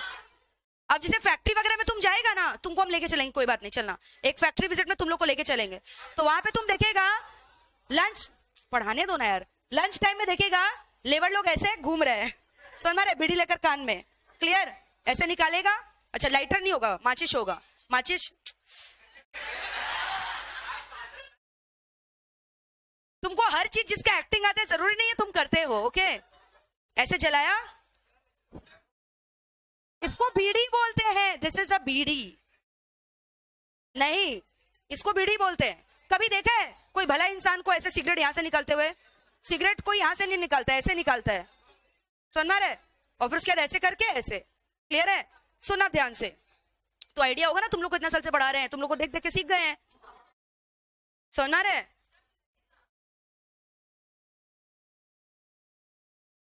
तुम एक एडल्ट हो, फ्रीडम ऑफ लाइफ है, कॉन्स्टिट्यूशन ऑफ इंडिया में तुम लोग को पढ़ाए हैं, so you are free to do exercise anything. मेरे को चक्कर आ रही, क्या था?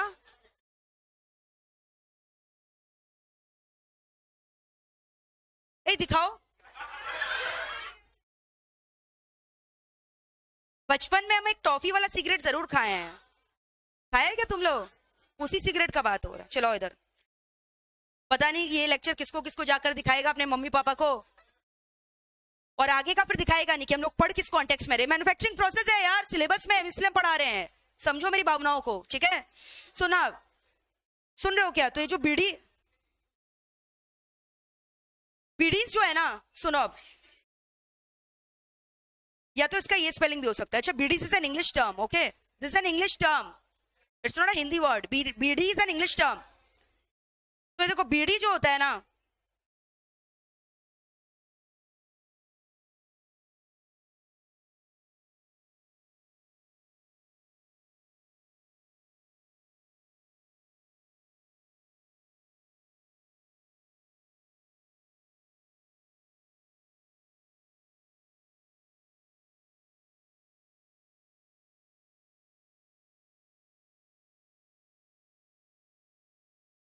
और ये सिगरेट है, देखो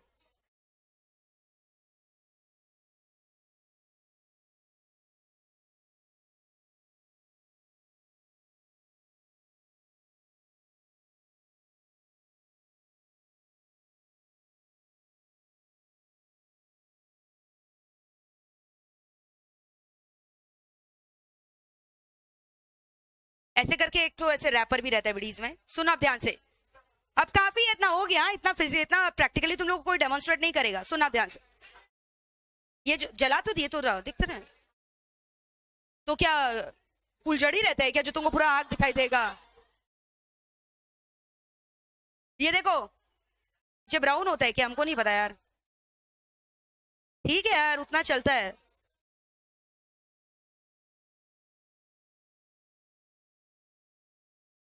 सुनो अब एक्चुअली क्या होता है ना, बीटल लीव्स होता है, कभी बीटल लीव्स देखा है आपने? तो जो बीटल लीव्स है ना, उसको सन ड्राइड किया जाता है। क्या किया जाता है बताओ?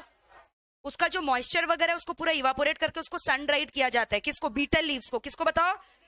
और यही बीटल लीव्स जो होता है ना, उससे क्या बन जाता है? बीड़ी। तो सन ड्राइड बीटल लीव्स, या फिर क्या करना बताओ, वहां से मॉइस्चर को हटा देना टू मैन्युफैक्चर बीड़ी। क्या ये मैन्युफैक्चरिंग प्रोसेस है? हाँ। So manufacturing of BD is a manufacturing process. Making of BDs is an example of क्या? Manufacturing process. या sun dry करना beetle leaves को, क्या ये भी manufacturing process है क्या? हाँ, याद रहेगा ये सब।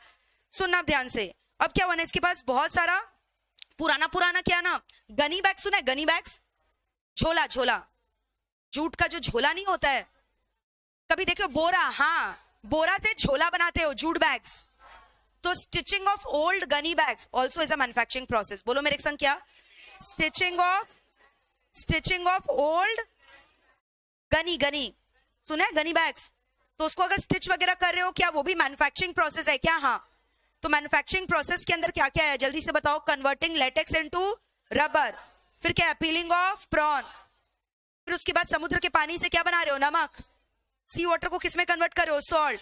मैन्युफैक्चरिंग मेकिंग ऑफ क्या? बीडीज. या स्टिचिंग ऑफ क्या बोला? Old gunny bags. ये सारे को क्या बोलते हैं बताओ? Manufacturing process. All these are called as what? Manufacturing process. या शुगर का क्रिस्टल वगैरह बनाना, क्या वो सभी मैन्युफैक्चरिंग प्रोसेस के अंडर आएगा क्या? हाँ. लेकिन सुनो ना, हम तुम लोग को पढ़ा रहे हैं अभी, जैसे वो बोल रही थी हम लोग को आप मैन्युफैक्चर ही तो कर रहे हैं, बट क्या ये मैन्युफैक्चरिंग प्रोसेस है? नहीं. तो अलग से ये भी दे दिया है, imparting education, imparting training does not falls under manufacturing process. या फिर न्यूज रीडिंग. न्यूज देखा है कभी? आज तक देखे हो? तो वहां पे न्यूज रीडिंग होता है, तो न्यूज हुआ. या फिर ट्रेनिंग वगैरह इंपार्ट करना हुआ. ये मैन्युफैक्चरिंग है कि नहीं है? Not a manufacturing process. तो इसके अंदर क्या क्या नहीं आएगा बताओ? Training, imparting of education, imparting of training is not a manufacturing process. या फिर न्यूज, या फिर एक्टर एक्ट्रेस जो फिल्म बनाते हैं, फिल्म प्रोडक्शन, वहां भी तो प्रोडक्शन हो रहा है फिल्म का, तो पिक्चर वगैरह प्रोड्यूस करना, क्या ये मैन्युफैक्चरिंग प्रोसेस है क्या? नहीं. या फिर मान लो तुम्हारा कोई रॉ मटेरियल है जिसको तुम प्राइमरी पैकेजिंग कर रहे हो. जैसे अब आइसक्रीम बनता है तो पहले तो बल्क में एक बड़ा कंटेनर में रखते हो, फिर उसका स्मॉल स्मॉल पैकेजिंग करते हो. तो सेकेंडरी पैकेजिंग करना या primary packaging of raw material करना, इसमें कोई केमिकल प्रॉपर्टी वगैरह थोड़ी कन्वर्ट हो रहा है. ये तो खाली क्या करो, एक कंटेनर से दूसरे कंटेनर. तो प्राइमरी पैकेजिंग हुआ रॉ मटेरियल का, ठीक है. या फिर सेकेंडरी पैकेजिंग हुआ फिनिश गुड्स का. क्या ये सब को हम लोग बोलेंगे क्या मैन्युफैक्चरिंग प्रोसेस? नहीं. All of them are not regarded as manufacturing process. पूरा क्लियर है मैन्युफैक्चरिंग प्रोसेस क्या है क्या नहीं है? अब सुनना ध्यान से. फैक्ट्री होने के लिए मेरे को बताओ क्या क्या होना जरूरी है, जल्दी बताओ. Premises, manufacturing process, and there must be workers. Minimum कितना? 10. अगर पावर इंडस्ट्री या विदाउट पावर तो minimum 20 on any day of the immediately preceding financial year. एक भी दिन अगर अट्रैक्ट हो गया तो पूरा साल आपके ऊपर फैक्ट्रीज एक्ट एप्लीकेबल रहेगा. अब मेरा आपसे क्वेश्चन है, क्या कभी आपने रेलवेज देखे हो? कभी रेलवे स्टेशन गए हो? तो वहां रेलवे के एकदम पीछे के साइड में आप जाओगे तो रेलवे रनिंग शेड्स बना हुआ रहता है. क्या बना हुआ रहता है?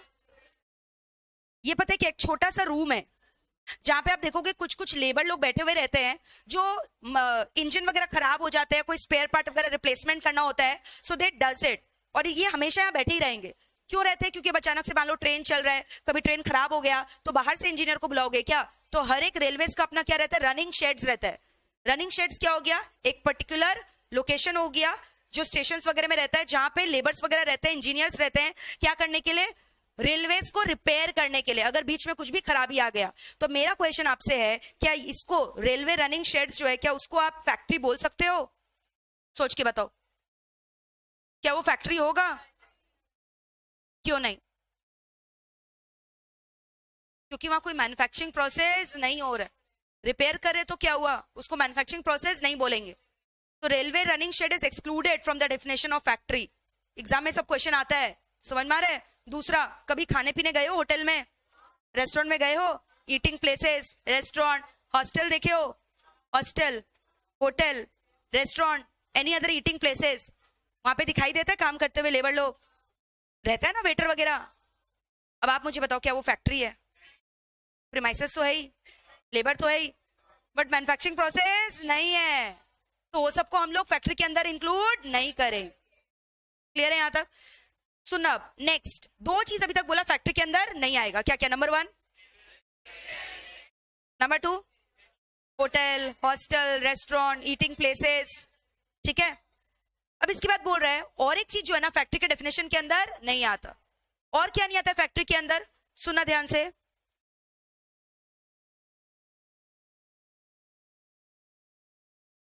Mobile unit of armed forces. बोलो क्या लिखा है? आर्मी कौन होता है? आर्मी, आर्मी का नाम सुना है? अरे नौजवान लोग जो समझ में आ रहा है, हेल्प करते रहते हैं, आपके कंट्री को प्रोटेक्ट करके रखते हैं. अब मान लो कहीं पे कोई ब्रिज गिर गया, कोई पुल गिर गया, तो तुरंत कौन भाग कर जाएगा? आर्मी के लोग जाएंगे बचाने के लिए, जाएंगे ना बचाने के लिए विक्टिम्स लोग को. अब वहां बचा रहे, वहां मान लो पुल गिर गया तो पुल का मरम्मत करने के लिए भी लोग जुट जाता है. इंजीनियर का थोड़ी वेट करेगा. Army people will going to get dispatch, और वहां जाकर क्या करेगा, फील्ड वगैरह रिपेयर करेगा, पुल वगैरह ठीक से बनाएगा, ताकि जो है क्रेन वगैरह बुलडोजर वगैरह से लोगों को क्या कर सके, रिवाइव बैक कर सके। पानी में गिर गया मान लो तो क्रेन वगैरह से लोग निकाल रहे हैं ना, पुल वगैरह का कंस्ट्रक्शन कर रहे हैं, तो अब just because you are doing the repairing work, क्या उसको लेबर मान लोगे? आर्मी के नौजवान सैनिक को तुम लेबर घोषित कर दोगे फैक्ट्री का? तो ये जो मोबाइल यूनिट, मोबाइल क्यों बोला गया है? क्योंकि they keep on moving from one place to another. उन लोग का कोई पर्टिकुलर फिक्स लोकेशन थोड़ी होता है काम करने का, जहां दरकार है उन लोग वहां पे पहुंच जाते हैं। पता है ना आपको ये सब, ठीक है? और फिर उसके बाद आर्म्ड फोर्सेस क्यों बोला गया? क्योंकि भारत के नौजवान सैनिक है, so mobile unit of armed forces. क्या इन लोग जो काम कर रहे हैं, क्या इन लोग लेबर का इन लोग को दर्जा दिया जाएगा क्या फैक्ट्री के अंदर? नहीं, so they are also excluded. Clear है यहाँ तक? पूरा यहाँ तक संभाल लियो, एक बार पूरा स्टार्टिंग से लेकर यहाँ तक हम लोग रिवाइज करेंगे, ठीक है? चलो बोलो, the factories act 1948 became applicable from effective from which date? 1st of April 1949. This is an act which is promoting and regulating three things for the workers, for the labor: health, safety, welfare. क्या सारे employees को worker बोला जा सकता है? Only those employees who are working under the contract of service and not under the contract for service. Contract of service में employer ना कि खाली उसके वर्क को सुपरवाइज करता है, बल्कि एक एक वर्क को जो है मॉनिटर भी करता है, which is not in the case of contract for service where the employees are working independently and there is no master and servant relationship there, but in contract of service there is a master and servant relationship. Clear है? क्या factories act में amendment भी आया है क्या? सबसे बड़ा amendment कब आया? After the Bhopal gas tragedy took place in which year? December 1987। एक न्यू चैप्टर को ऑल ओवर इंसर्ट किया गया। वो चैप्टर किससे रिलेट करता था? बताओ। Occupational health and workers health safety, working where? In hazardous industry. Total how many schedules are there in this chapter? 3। How many sections are there? 120। Schedule 1 किससे deal करता है? List of hazardous industry. Schedule 2 किससे deal करता है? List of permissible limit of emission chemical substances being release. Schedule 3 किससे deal करता है? Notified diseases. Very good. फिर उसके बाद what is a factory? Factory को डिफाइन किया गया, there must be a premises, manufacturing process. Number 3,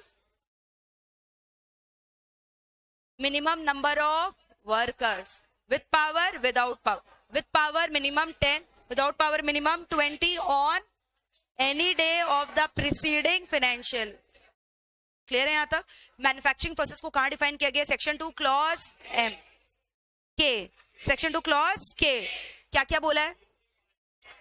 P से तो 4 पॉइंट था, और सबसे पहले वो गोल्ड वाला, बताओ क्या होगा? Creating, altering, repairing, making, ornamenting of any article. फिर नेक्स्ट पी, पी से पंपिंग। अब पंपिंग 3 चीज का, ऑयल, वाटर, सुएज। फिर और एक पी प्रिंटिंग, और एक P power, power generation. Mili movie याद कर लेना, preservation in the cold storage. नहीं वो तो अलग से है ना एग्जांपल्स में। एयरक्राफ्ट, शिप बिल्डिंग और एयरक्राफ्ट, मेकिंग ऑफ एयरक्राफ्ट वगैरह, ठीक है?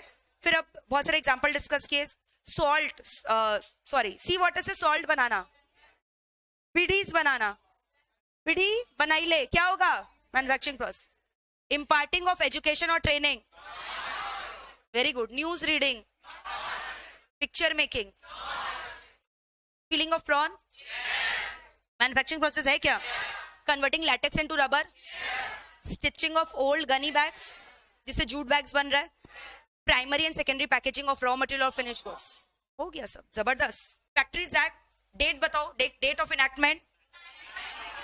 The act got passed in 1948, but it got enacted a year later, 1949. It also got amended in the year. Amendment कब आया? After the Bhopal gas tragedy कब? December 1987, 1st of December 1987. ये जो Factories Act 1948 आया है, ये क्या चीज के लिए आया? To regulate and promote 3 things for the workers working in the factory: health, safety, welfare. To protect and promote the health, safety, welfare of the workers working in the factory. Now my question to you is, क्या all the employees are the laborers? Screen hang कर रहा है, check करो. It's lagging. Fast, hurry up.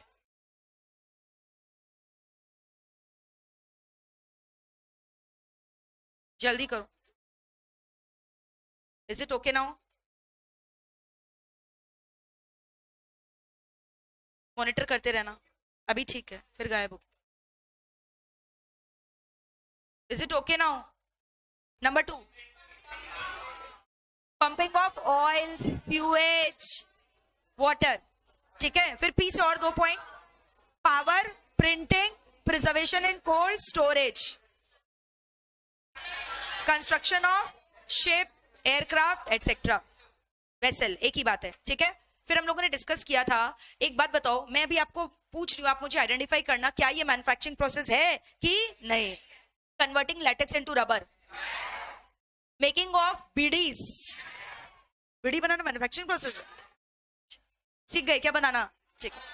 Sun dried betel leaves, making of soap, manufacturing process है। News, picture का production, imparting of education, very good. फिर stitching of पुराना gunny bags पड़ा हुआ था, stitching of old gunny bags, is it a manufacturing process? Is railway running shed a factory? Eating places is a factory? Hostel, restaurant, mobile arm forces, mobile unit of arm forces, ये लोग कौन थे? Army, जिन लोग क्या करते हैं, कोई भी डिजास्टर वगैरह में जाकर रिकवरी वगैरह करवाते हैं, ब्रिज बना दिए, कोलैप्स हो गया, तो इन लोग ये सब जो कर रहे हैं इसको लेबर का दर्जा दे देगा तुम लोग? अच्छा, workers working in the mine, क्या वो फैक्ट्रीज एक्ट में कवर होगा? माइन का मतलब फैक्ट्री नहीं होता। फैक्ट्री होने के लिए 3 एसेंशियल एलिमेंट्स होना चाहिए। Number 1, there must be a premises. Number 2, manufacturing process. Number 3, labours, labours with power minimum 10, without power, without power, खाली इतना ही बोलोगे। On any day in the immediately preceding 12 months, एक भी दिन अगर अट्रैक्ट हो गया तो ऑलवेज एप्लीकेबल क्या? हाँ, वंस एप्लीकेबल फॉरएवर एप्लीकेबल। सब याद है तो ये सब? Very good. फिर मेरे को तुम लोग बताओगे कि मॉइस्टरिंग ऑफ टोबैको लीफ क्या होता है? क्या ये मैन्युफैक्चरिंग प्रोसेस है? सॉल्ट वाटर से, सी वाटर से सॉल्ट बनाना, क्या ये भी मैन्युफैक्चरिंग प्रोसेस है? ठीक है, सब याद है तुम लोग को, मतलब मेरे को कुछ पढ़ाने का दरकार नहीं है, रिवाइज करवाने का दरकार ही नहीं है। पीलिंग ऑफ प्रॉन, हाँ तुम्हारा फेवरेट डिश है ना, कैसे भूल सकते हैं, सॉरी मेरा गलती हो गया। अच्छा एक बात बताओ, एक कॉन्ट्रैक्ट ऑफ सर्विस पढ़ा था, एक कॉन्ट्रैक्ट फॉर सर्विस। ऑडिटर क्या होता है? कॉन्ट्रैक्ट ऑफ की फॉर? कॉन्ट्रैक्ट, जो डिजाइनर का एग्जांपल दिया था, कॉन्ट्रैक्ट फॉर सर्विस। ठीक है। अच्छा, जो डे टू डे स्टाफ्स को रखते हैं, एम्प्लॉइज को रखते हैं, क्या कॉन्ट्रैक्ट ऑफ सर्विस में फैक्ट्रीज एक्ट एप्लीकेबल होगा? क्या कॉन्ट्रैक्ट फॉर सर्विस वाले वर्कर के लिए एप्लीकेबल होगा? कॉन्ट्रैक्ट ऑफ सर्विस में कैसा रिलेशनशिप होता है? कॉन्ट्रैक्ट फॉर सर्विस में, कॉन्ट्रैक्ट ऑफ सर्विस में जो एम्प्लॉइज है उसको क्या सुपरवाइज करते हैं एम्प्लॉयर? उसके एक एक वर्क को सुपरवाइज करता है? खाली डेलीगेट करता है कि सुपरवाइज भी करता है? बट कॉन्ट्रैक्ट फॉर सर्विस में the workers are working, employees are working independently, उनके डे टू डे अफेयर्स को सुपरवाइज नहीं किया जाता। Factories act has been divided into how many sections? 120. How many schedule? 3 schedule. Schedule 1 deals with hazardous process. Schedule 2 deals with immiscible limits, permissible limit of the emission. Schedule 3 deals with, very good, list of notifiable diseases. जबरदस्त। अब हम लोग आज कुछ कुछ सबसे पहले definition discuss करने वाले हैं। For that you need to close your book, close your copy and just chill. Okay, चला जाओ। सुनना, अब बहुत सारा डेफिनेशन डिस्कस करेंगे, ध्यान से सुनना। ओके, सबसे पहले एक बात बताओ, जितना भी डेफिनेशन अभी तक आपने डिस्कस किया है, 2K 2M, सारे सेक्शन किस सेक्शन में कवर्ड है? सेक्शन 2 में। तो अभी भी जो डेफिनेशन करेंगे सेक्शन 2 में ही होना है। ठीक है, आज हम लोग डिस्कस करेंगे section 2 clause A, section 2 clause B, section 2 clause C, section 2 clause D. समझ में आ रहा है? ए फॉर एडल्ट, बोलो क्या? A for adult, C for child, C for, B for बीच का, अरे मतलब दोनों के बीच का, एडल्ट और चाइल्ड के बीच का, समझ रहे हैं? उसको बोलते हैं एडोलेसेंट। बोलो क्या बोलते हैं? एडोलेसेंट वाली उम्र होती है ना, एडोलेसेंट वाली। तुमको भी एडल्ट भी नहीं बोला जा सकता है, बच्चा भी नहीं बोला जा सकता, तो उसके लिए तुम लोग को क्या बोलते हैं? एडोलेसेंट। क्या बोलते हैं बताओ? अच्छा तुम लोग अभी क्या है? एडल्ट है ना? कि अभी भी एडोलेसेंट में बैठे हुए हो? नहीं, उम्र से तो आई थिंक तुम लोग अभी एडल्ट हो, ठीक है, दिमाग से शायद एडोलेसेंट हो गए। सुना ध्यान से, चाइल्ड क्या होता है, अब ध्यान से सुना। Who is a child? Child is a person, stop stop stop, child is a person who has not completed the age of 15 years. Ma'am हम लोग को 14 साल याद आ रहे, कहीं आप 14 साल भी पढ़ाए थे? वो कॉन्स्टिट्यूशन ऑफ इंडिया में हम लोग पढ़े हैं, समझ में आ रहा है? अलग अलग एक्ट में अलग अलग डेफिनेशन होता है। यहाँ पे चाइल्ड एक ऐसा इंसान है जिसने 15 साल का उम्र को खत्म नहीं किया है, अटेन नहीं किया है। So who is a child? A person who has not completed the age of 15 years. यानी मैम 14 साल का बच्चा होता है क्या? हाँ, 10 साल का बच्चा, 6 साल का बच्चा, जिसने 15 साल का उम्र अचीव नहीं किया है, वो कौन है? छोटा बच्चा। बच्चा को क्या बोलते हैं? चाइल्ड। क्या बोलते हैं? चाइल्ड। तुम लोग कौन है? Adult. You have completed the age of 18 years. You have completed the age of? So who is an adult who has completed the age of 18 years? A person who has attained, who has completed the age of 18 years is called as an adult. And a person who has not completed 15 years, यानी less than 15 years, यानी क्या हुआ बोलो? Less than 15 year, वो क्या हो गया? Child. Adolescent का मतलब हुआ जो दोनों के बीच का है. Who is more than 15 years but less than 18 years, that is called as an adolescent. तभी तो बोला दोनों के बीच में, और तभी इसका सेक्शन याद रहेगा तुमको, section 2 clause B. A for adult, C for child, B for बीच का, एडोलेसेंट, एडल्ट और चाइल्ड के बीच का।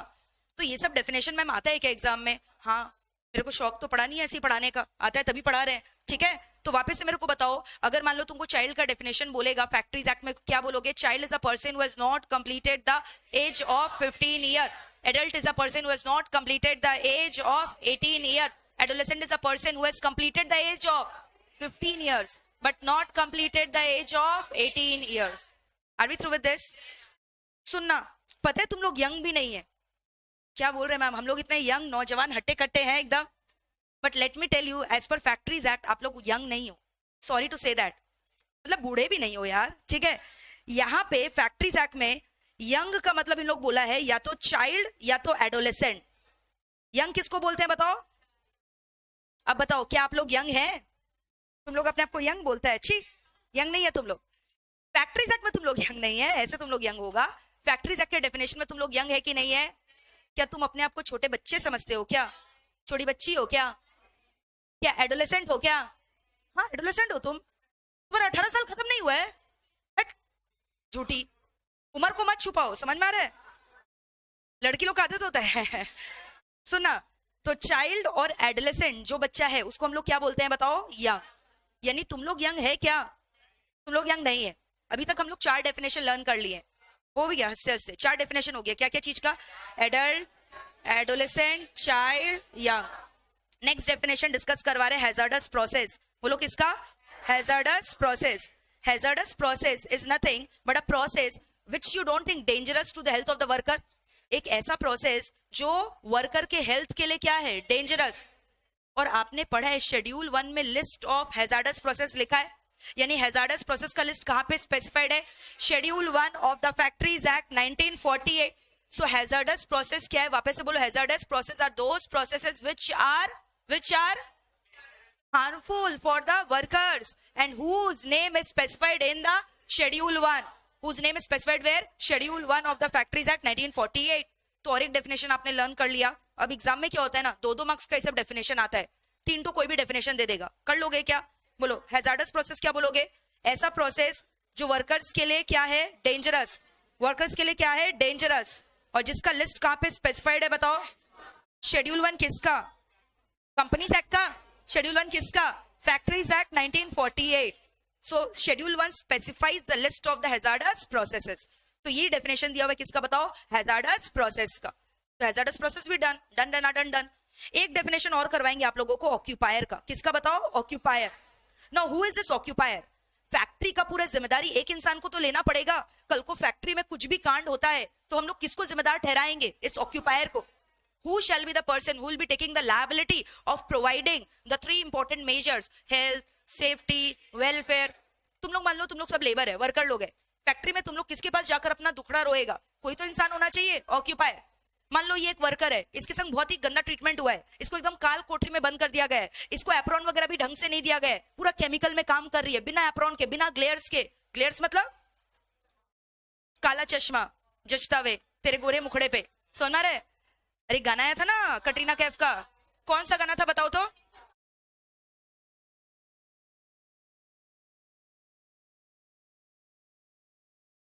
चलो एक साथ गाते हैं, ठीक है? चलो एक संग गाते हैं। तेनू काला चश्मा जचता वे, जचता थे। मेरे को लिरिक्स थोड़ा कम आता है, ठीक है? So excuse me for that, it's okay. चलो इधर। तो यानी एक बात बताओ, बेचारी को काल कोठरी में दे दिया गया है, हवा वगैरह कुछ नहीं है, हवा पानी नहीं है, वेंटिलेशन नहीं है, एसी नहीं है, पूरा भट्टी में तप तप के काम कर रही है, ऊपर से आइस के प्रोटेक्शन के लिए भी कुछ नहीं दिया। कल को इसका हेल्थ खराब हुआ तो who shall be held responsible? किसके ऊपर तुम केस करोगे? ऑक्यूपायर। यानी ऑक्यूपायर एक ऐसा बंदा है who is interested with the management of the affairs of the factory. Who is interested with what? The management of the affairs of the factory. So who is an occupier? Occupier is a person who is क्या? Interested. क्या चीज से interested है? With the, बोलो, duty of क्या?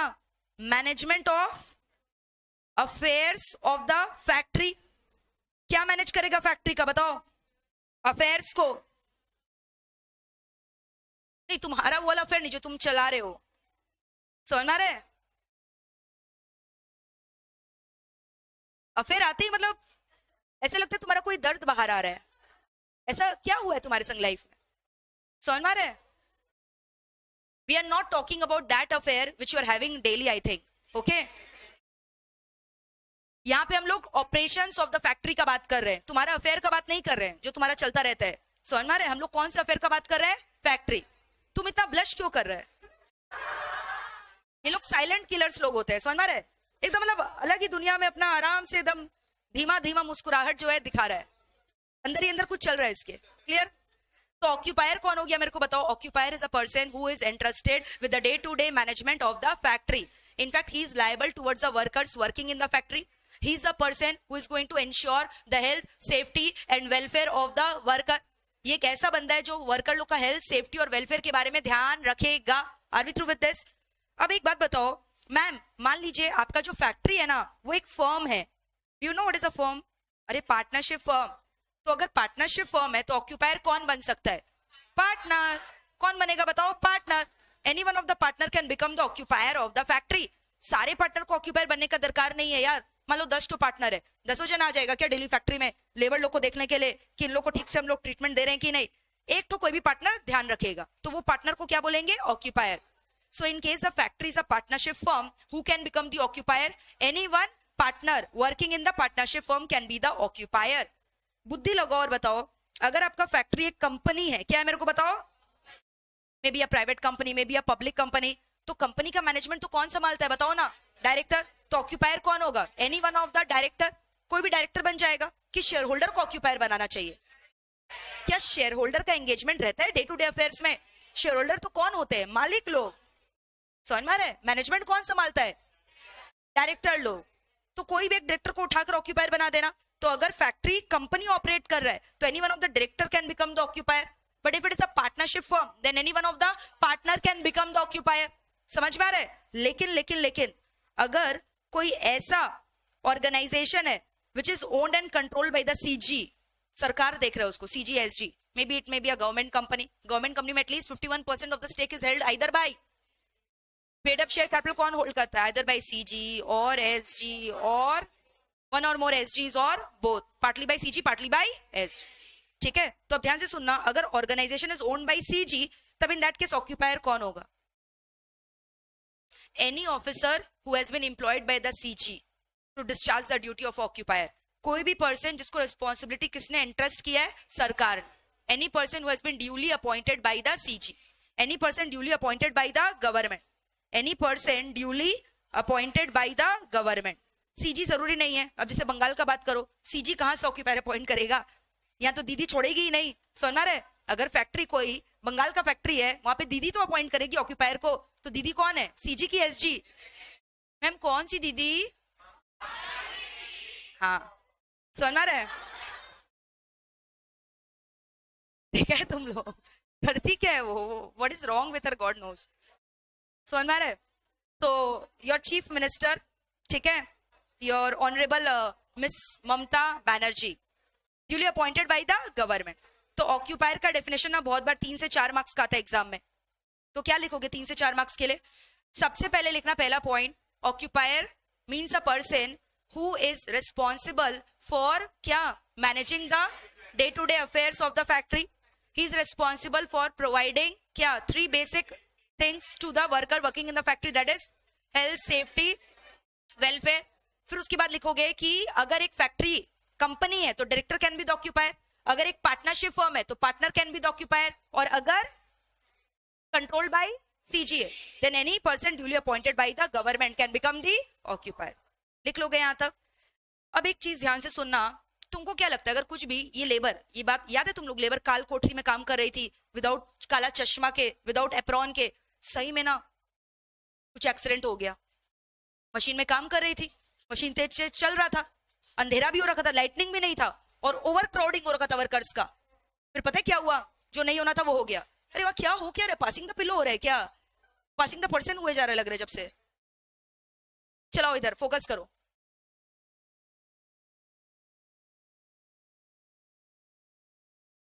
पढ़ाई करो भाई, बच्चा लोग पढ़ाई करो, मूवमेंट कंट्रोल करो अपना बॉडी का। चलो इधर ध्यान दो, ऐसे लग रहा है पासिंग द पर्सन चल रहा है वहां पे, ये फोकस हियर। चलो इधर देखो, वापस से मेरे को बताओ, अगर एग्जाम में क्या क्वेश्चन आया, क्या बोल रहे थे बताओ, कि अगर जैसे इसका बात कर रहे थे ना, सच में कुछ इसके संग एक्सीडेंट वगैरह हो गया है, मशीन में काम कर रही थी, अंधेरा था, पूरा मशीन जोर जोर चल रहा था, इसका हाथ जो है लग गया मशीन में, लहूलुहान। एक्चुअल में नहीं हो रहा है सब, हाँ, all these are fictitious, okay, so don't take it otherwise. पूरा हाथ में लहूलुहान, क्लियर? अब एक बात बताओ, ये तुरंत जाके किसको स्यू करने वाली है? ऑक्यूपायर। किसके खिलाफ केस करेगी? ऑक्यूपायर। अगर कुछ भी ऐसा होता है ना, तुमको पता है फैक्ट्री में किसका पर्सनल लायबिलिटी हो जाता है? Occupier. Occupier is personally liable, क्योंकि ऑक्यूपायर का जिम्मेदारी है कि पूरा फैक्ट्री का हेल्थ, सेफ्टी, वेलफेयर को इंश्योर करे। ऑक्यूपायर तुम्हारा गलती है, तुमने क्यों नहीं इसका हेल्थ के बारे में ध्यान रखा, तुमने क्यों नहीं इसको ग्लव्स दिया, तुमने क्यों नहीं इसको चश्मा दिया, तुमने क्यों नहीं यहाँ पे लाइटनिंग किया, सब तुम्हारा गलती है। समझ में? अब ये बेचारा ऑक्यूपायर बोला, जज साहब सुनिए ना, पता है क्या हुआ, मेरे को पता ही नहीं था कि इसके संग ऐसा हुआ है, this act was committed without my knowledge. So where the occupier proves that the act has taken place, some mishap has taken place without the knowledge, without the consent of the occupier. And number 2, when he has exercised all his due skill and care and due diligence, then in that case he shall not be held liable. अगर तुम ये साबित कर देते हो कि तुम्हारी लापरवाही इसमें नहीं थी, तुमने इसको ग्लेयर्स दिया था बट इसको काला चश्मा जचा नहीं, नहीं पहनी, उठाकर फेंक दी, तुमने इसको ग्लव्स दिया था, बोली नहीं यार हट, क्या घड़िया ग्लव्स दिया, फेंक दिया से उड़ाकर, तो इसमें गलती लेबर का है कि ऑक्यूपायर का है? लेबर।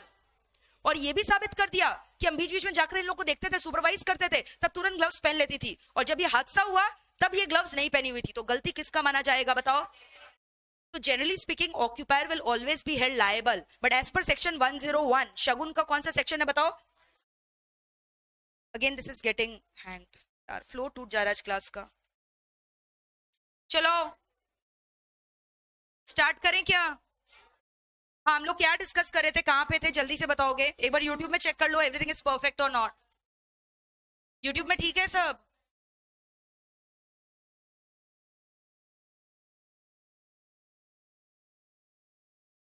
सुनो, सेक्शन 101 में हम लोग क्या डिस्कस कर रहे हैं, please repeat again. The law maker has done the mistake, बताओ।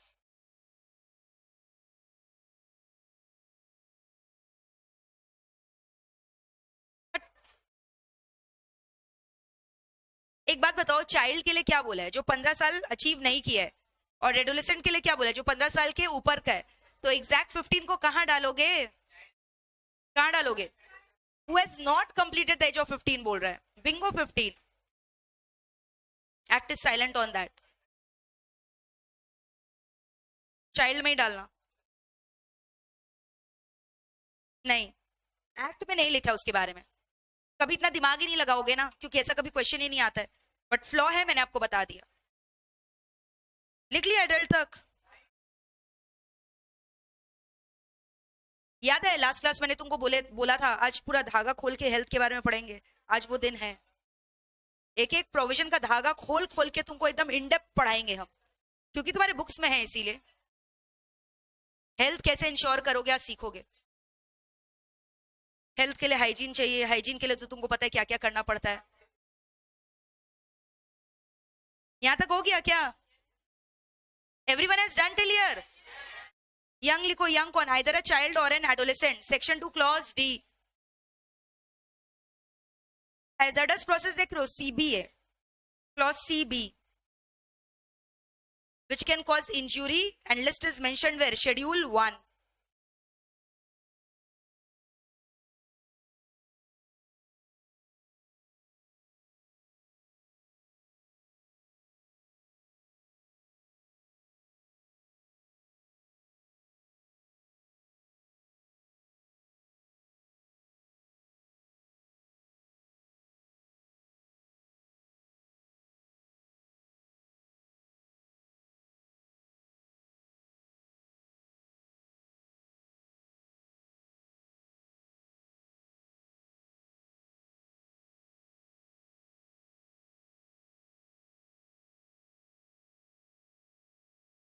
हो गया hazards process, CBA, clause CB.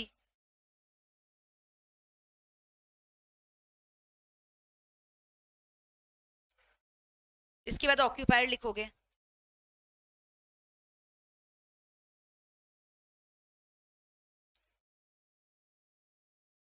Varnishing कब करोगे? 1 in 14 month। मॉपिंग कब करोगे? 1 in a week। डस्टिंग कब करोगे? डेली। तो ये सब आपको याद करना पड़ेगा क्या? हाँ। और आपको पता है कितनी बार क्या होता है ना, जो कलर का कोटिंग वगैरह रहता है ना, वॉशेबल पेंट है। कौन सा पेंट है बताओ? अगर वॉशेबल पेंट है तो जल्दी से खराब हो जाएगा ना, तो उसके लिए बोला है साल में एक बार पेंटिंग करवा लेना, 1 in 3 year। अगर वॉशेबल पेंट है तो उसका पेंटिंग कितना बोला? 1 in 3 years। सब याद रहेगा आपको? चलो चालू हो जाओ, वापस से एक एक करके पूछ रहे। ये क्या, किसका बात हो रहा है? तुम्हारे क्लीननेस का कि तुम्हारे आसपास सराउंडिंग की क्लीननेस? हेल्थ कब मेंटेन होगा? जब क्लीननेस रहेगा। क्लीननेस मतलब दोनों का क्लीननेस, तुम्हारे अंदर का भी क्लीननेस करेंगे अभी हम लोग लेकिन किसका क्लीननेस का बात कर रहे हैं? आसपास के सराउंडिंग का क्लीननेस का। तो सराउंडिंग्स को क्लीन कैसे रखोगे? डस्टिंग करके, मॉपिंग करके, पेंटिंग करके, वार्निशिंग करके, ठीक है, smoothening of the impervious surfaces. तो मेरे को बताओ, मॉपिंग कितना दिन में एक बार करना है? Mopping has to be done हफ्ता में एक बार। देखो, यानी कहने से फ्लोर वॉश कैसे करना है? एवरी वीक, यानी एक हफ्ते में एक बार। स्वीपिंग या डस्टिंग कब करना है? डेली। अच्छा एक बात बताओ, फैक्ट्री में ना जगह जगह गड्ढा था, गड्ढा में पानी जम गया है, तो तुम क्या करोगे? छप छप छप छप करोगे क्या वहां पे? नहीं, वर्कर लोग काम करे, छपाक करके गिर गया, माथा फूटेगा, तो ऑक्यूपायर का जिम्मेदारी होगा ना। तो बोले पानी वगैरह जमने मत दो, proper drainage should be there. क्या there? Proper drainage should be there. छपाक छपाक मत करो, ऐसा थोड़ी है वहां पे गाना गाने लगोगे। एक एक लेबर गया पानी में, नहीं, एक लेबर जाएगा तभी तुम्हारा खेला खत्म, दूसरा लेबर तक का नौबत नहीं आएगा। तो देखो क्या बोल रहे, प्रॉपर ड्रेनेज देना जरूरी है कि नहीं? Come on tell me guys, proper drainage होना चाहिए कि नहीं? हाँ। डोर विंडोज वगैरह का पेंटिंग क्या करोगे? 1 in 5 year। लेकिन जो इम्परवियस सर्विस है उसका वार्निशिंग वगैरह करोगे 1 in, एनी अदर केस में भी क्या बोला? 1 in। लेकिन अगर वॉशेबल पेंट है तो क्या बोला? Paint 1 in 3 years। तो ये हो गया क्लीननेस, खाली सेक्शन नंबर 11। तो अब अलग से मान लो शॉर्ट नोट क्लीननेस के ऊपर आ गया, हेल्थ के ऊपर नहीं, क्लीननेस के ऊपर। तो अगर जो बच्चा अंदर से पढ़ पढ़ के नहीं जाएगा, वो क्या लिख कर आएगा एग्जाम में? बताओ, पूरा एक एक चीज तुमको लिख कर आना पड़ेगा ना, क्या क्या करना है। तो सारा का सारा जो है आपको फिगर्स याद हो गया, श्योर। सुना, हेल्थ के लिए और क्या मेंटेन करने बोल रहा है? हेल्थ और कैसे मेंटेन होगा? इसके अलावा बोल रहा है हेल्थ के लिए, एक बात बताओ, घर में कूड़ा वगैरह जमा होता है? क्या करते हो? रूम में रख के रखते हो? एक रूम में पूरा कूड़ा का खदान बना देते हो, कि डिस्पोजल करते हो वेस्ट का? गार्बेज बैग में रख के अच्छे से, जहाँ पे डिस्पोजल होता है, ड्राई वेस्ट, लिक्विड वेस्ट, ऐसा सेग्रीगेशन करके करते हो कि एक संग सब छपाक? कैसे गंदे लोग हो। तो समझ में आ रहा है वेस्ट डिस्पोजल करना चाहिए कि नहीं करना चाहिए? अब फैक्ट्री में इतने सारे वर्कर है, इतना सारा काम हो रहा है, तो वेस्ट डिस्पोजल करना चाहिए कि नहीं करना चाहिए? नहीं तो क्या तुमको लगता है हेल्थ तुम्हारा मेंटेन रह पाएगा? तो सेकंड पॉइंट क्या हो गया? Disposal of the waste. क्या हो गया बताओ? Disposal of the waste. याद है इसको क्यों प्रॉब्लम हुआ था? क्योंकि काल कोठरी में बंद थी। यानी कि तुमको ऐसा जगह काम करवाना चाहिए जहां पे फैक्ट्री में एनफ क्या हो? लाइट ने, उजाला ही उजाला हो, रोशनी ही रोशनी हो। है क्या हमारे क्लास में कोई रोशनी? ठीक है, लाइटनिंग याद रहेगा। फैक्ट्री में क्या होना जरूरी है? लाइट। लाइटनिंग रहेगा तो तुम्हारा हेल्थ भी अच्छा रहेगा, नहीं तो हो सकता है ना हेल्थ खराब हो जाए because of the lack of lightning. Lightning के अलावा और क्या बोला है, मान लो तुम लोग को हम भट्टी में पढ़ाना चालू कर दिए, पढ़ेगा क्या मेरे से भट्टी में?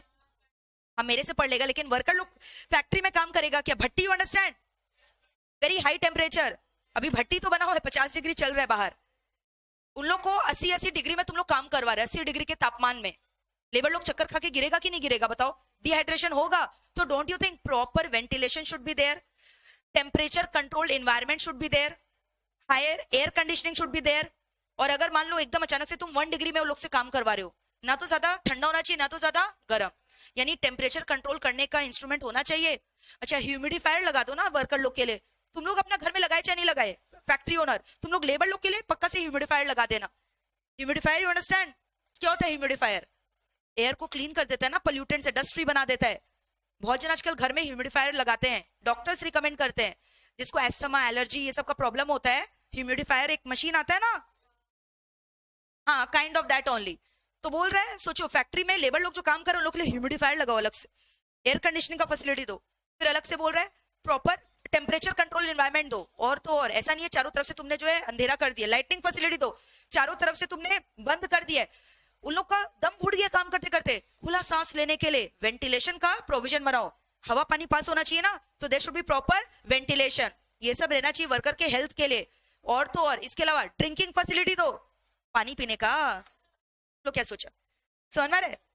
इसके अलावा बोल रहा है कहीं ऐसा मत करना कि एक फैक्ट्री में जो है ना लेबर लोग को एक दूसरे के गोदी में बैठाकर काम करवा रहे हो, मतलब जगह नहीं है तो लेबर लोग एक दूसरे को गोदी में बैठ के काम कर रहे हैं।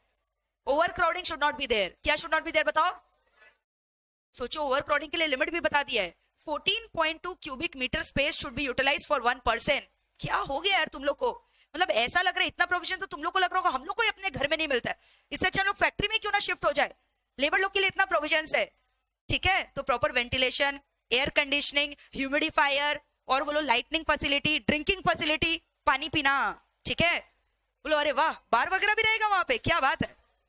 नहीं, क्या रहेगा? पानी पीना, ठीक है? और बताओ क्या बोला? वेंटिलेशन हो गया, और बताओ? अभी जो बताया ओवर क्राउडिंग नहीं। समझ में? ओवर क्राउडिंग हुआ तो लेबर लोग ठीक से काम नहीं कर पाएगा ना बाबा। अरे लेबर लेबर, ओवर क्राउडिंग होना चाहिए कि नहीं होना चाहिए? ओवर क्राउडिंग का मतलब क्या होता है? डेमो दे के दिखाओ, चलो डेमो दो तुम लोग, चलो डेमो दो। अरे सही में डेमो दे रही है। ओवर क्राउडिंग मतलब एक दूसरे के गोदी में चढ़ के मत बैठ जाना तुम लोग। क्या? कहाँ किसके गोदी में बैठे तुम? हट। सुनो, यहाँ पे एक वर्कर को स्पेस मिल रहा है 14.2 क्यूबिक मीटर। मैम वो कैसे निकाले, मैथ्स बड़ा कमजोर है। कभी सुना length into breadth into height? करके देख लेना आ रहा है कि नहीं, समझ में आ रहा है? एरिया वगैरह मेजर कर लेना, तुमको उतना जगह देना चाहिए। ये हुआ तो अभी लास्ट पॉइंट बोलते हुए मेरे को बड़ा शर्म आ रहा है, बट हम लिख कर दिखाएंगे। ये हो गया तुम्हारे आसपास की बातों का। अभी बात करें तुम्हारे अंदर की स्वच्छता का। बाबू, तुम गार्बेज इन गार्बेज आउट का कॉन्सेप्ट सुना है? जो अंदर लिए हो बाहर भी तो निकालना होगा, अंदर रख सकता है क्या बॉडी के अंदर? अरे इट्स अ नेचुरल प्रोसेस, इसमें हंसने का कोई बात नहीं, इट्स अ नेचुरल प्रोसेस। तो इन लोग बेटर ढंग से भी तो लिख सकता था कि वॉशरूम फैसिलिटी होना चाहिए। देखो इन लोग क्या लिखा है, मेरे को मत बोलना तुम्हारे बुक में, और तुमको भी एग्जाम में लिख कर आना है। अब एग्जाम में ऐसे करोगे तो कैसे चलेगा?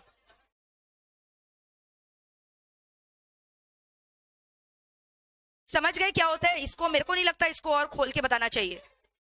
लॉ मेकर तो बेशरम होकर पूरे धागे खोल दिए, अब हम और बेशरम नहीं हो सकते। मैंने लिख दिया है। प्रोनाउंसिएशन आपको आता है? दिख नहीं रहा है?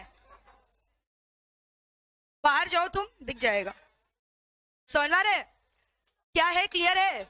तो तुम्हारा तुम्हारा तुम्हारा हेल्थ मेंटेन करने के लिए बाहर का साफ स्वच्छता जरूरी है, तुम्हारे बॉडी का भी तो साफ सफाई चाहिए। तो ये फैसिलिटी दोगे कि नहीं दोगे अपने लेबर लोग को? तुम था ना ऑक्यूपायर, तो लेबर लोग के लिए फैसिलिटी देना तुम, ठीक है? और ये भी इंश्योर करना कि जो तुम बनाओगे ना, मतलब बनवाओगे ना, तो जो एक सीट रहेगा ना उसमें 20 लेबर से ज्यादा नहीं बैठेगा।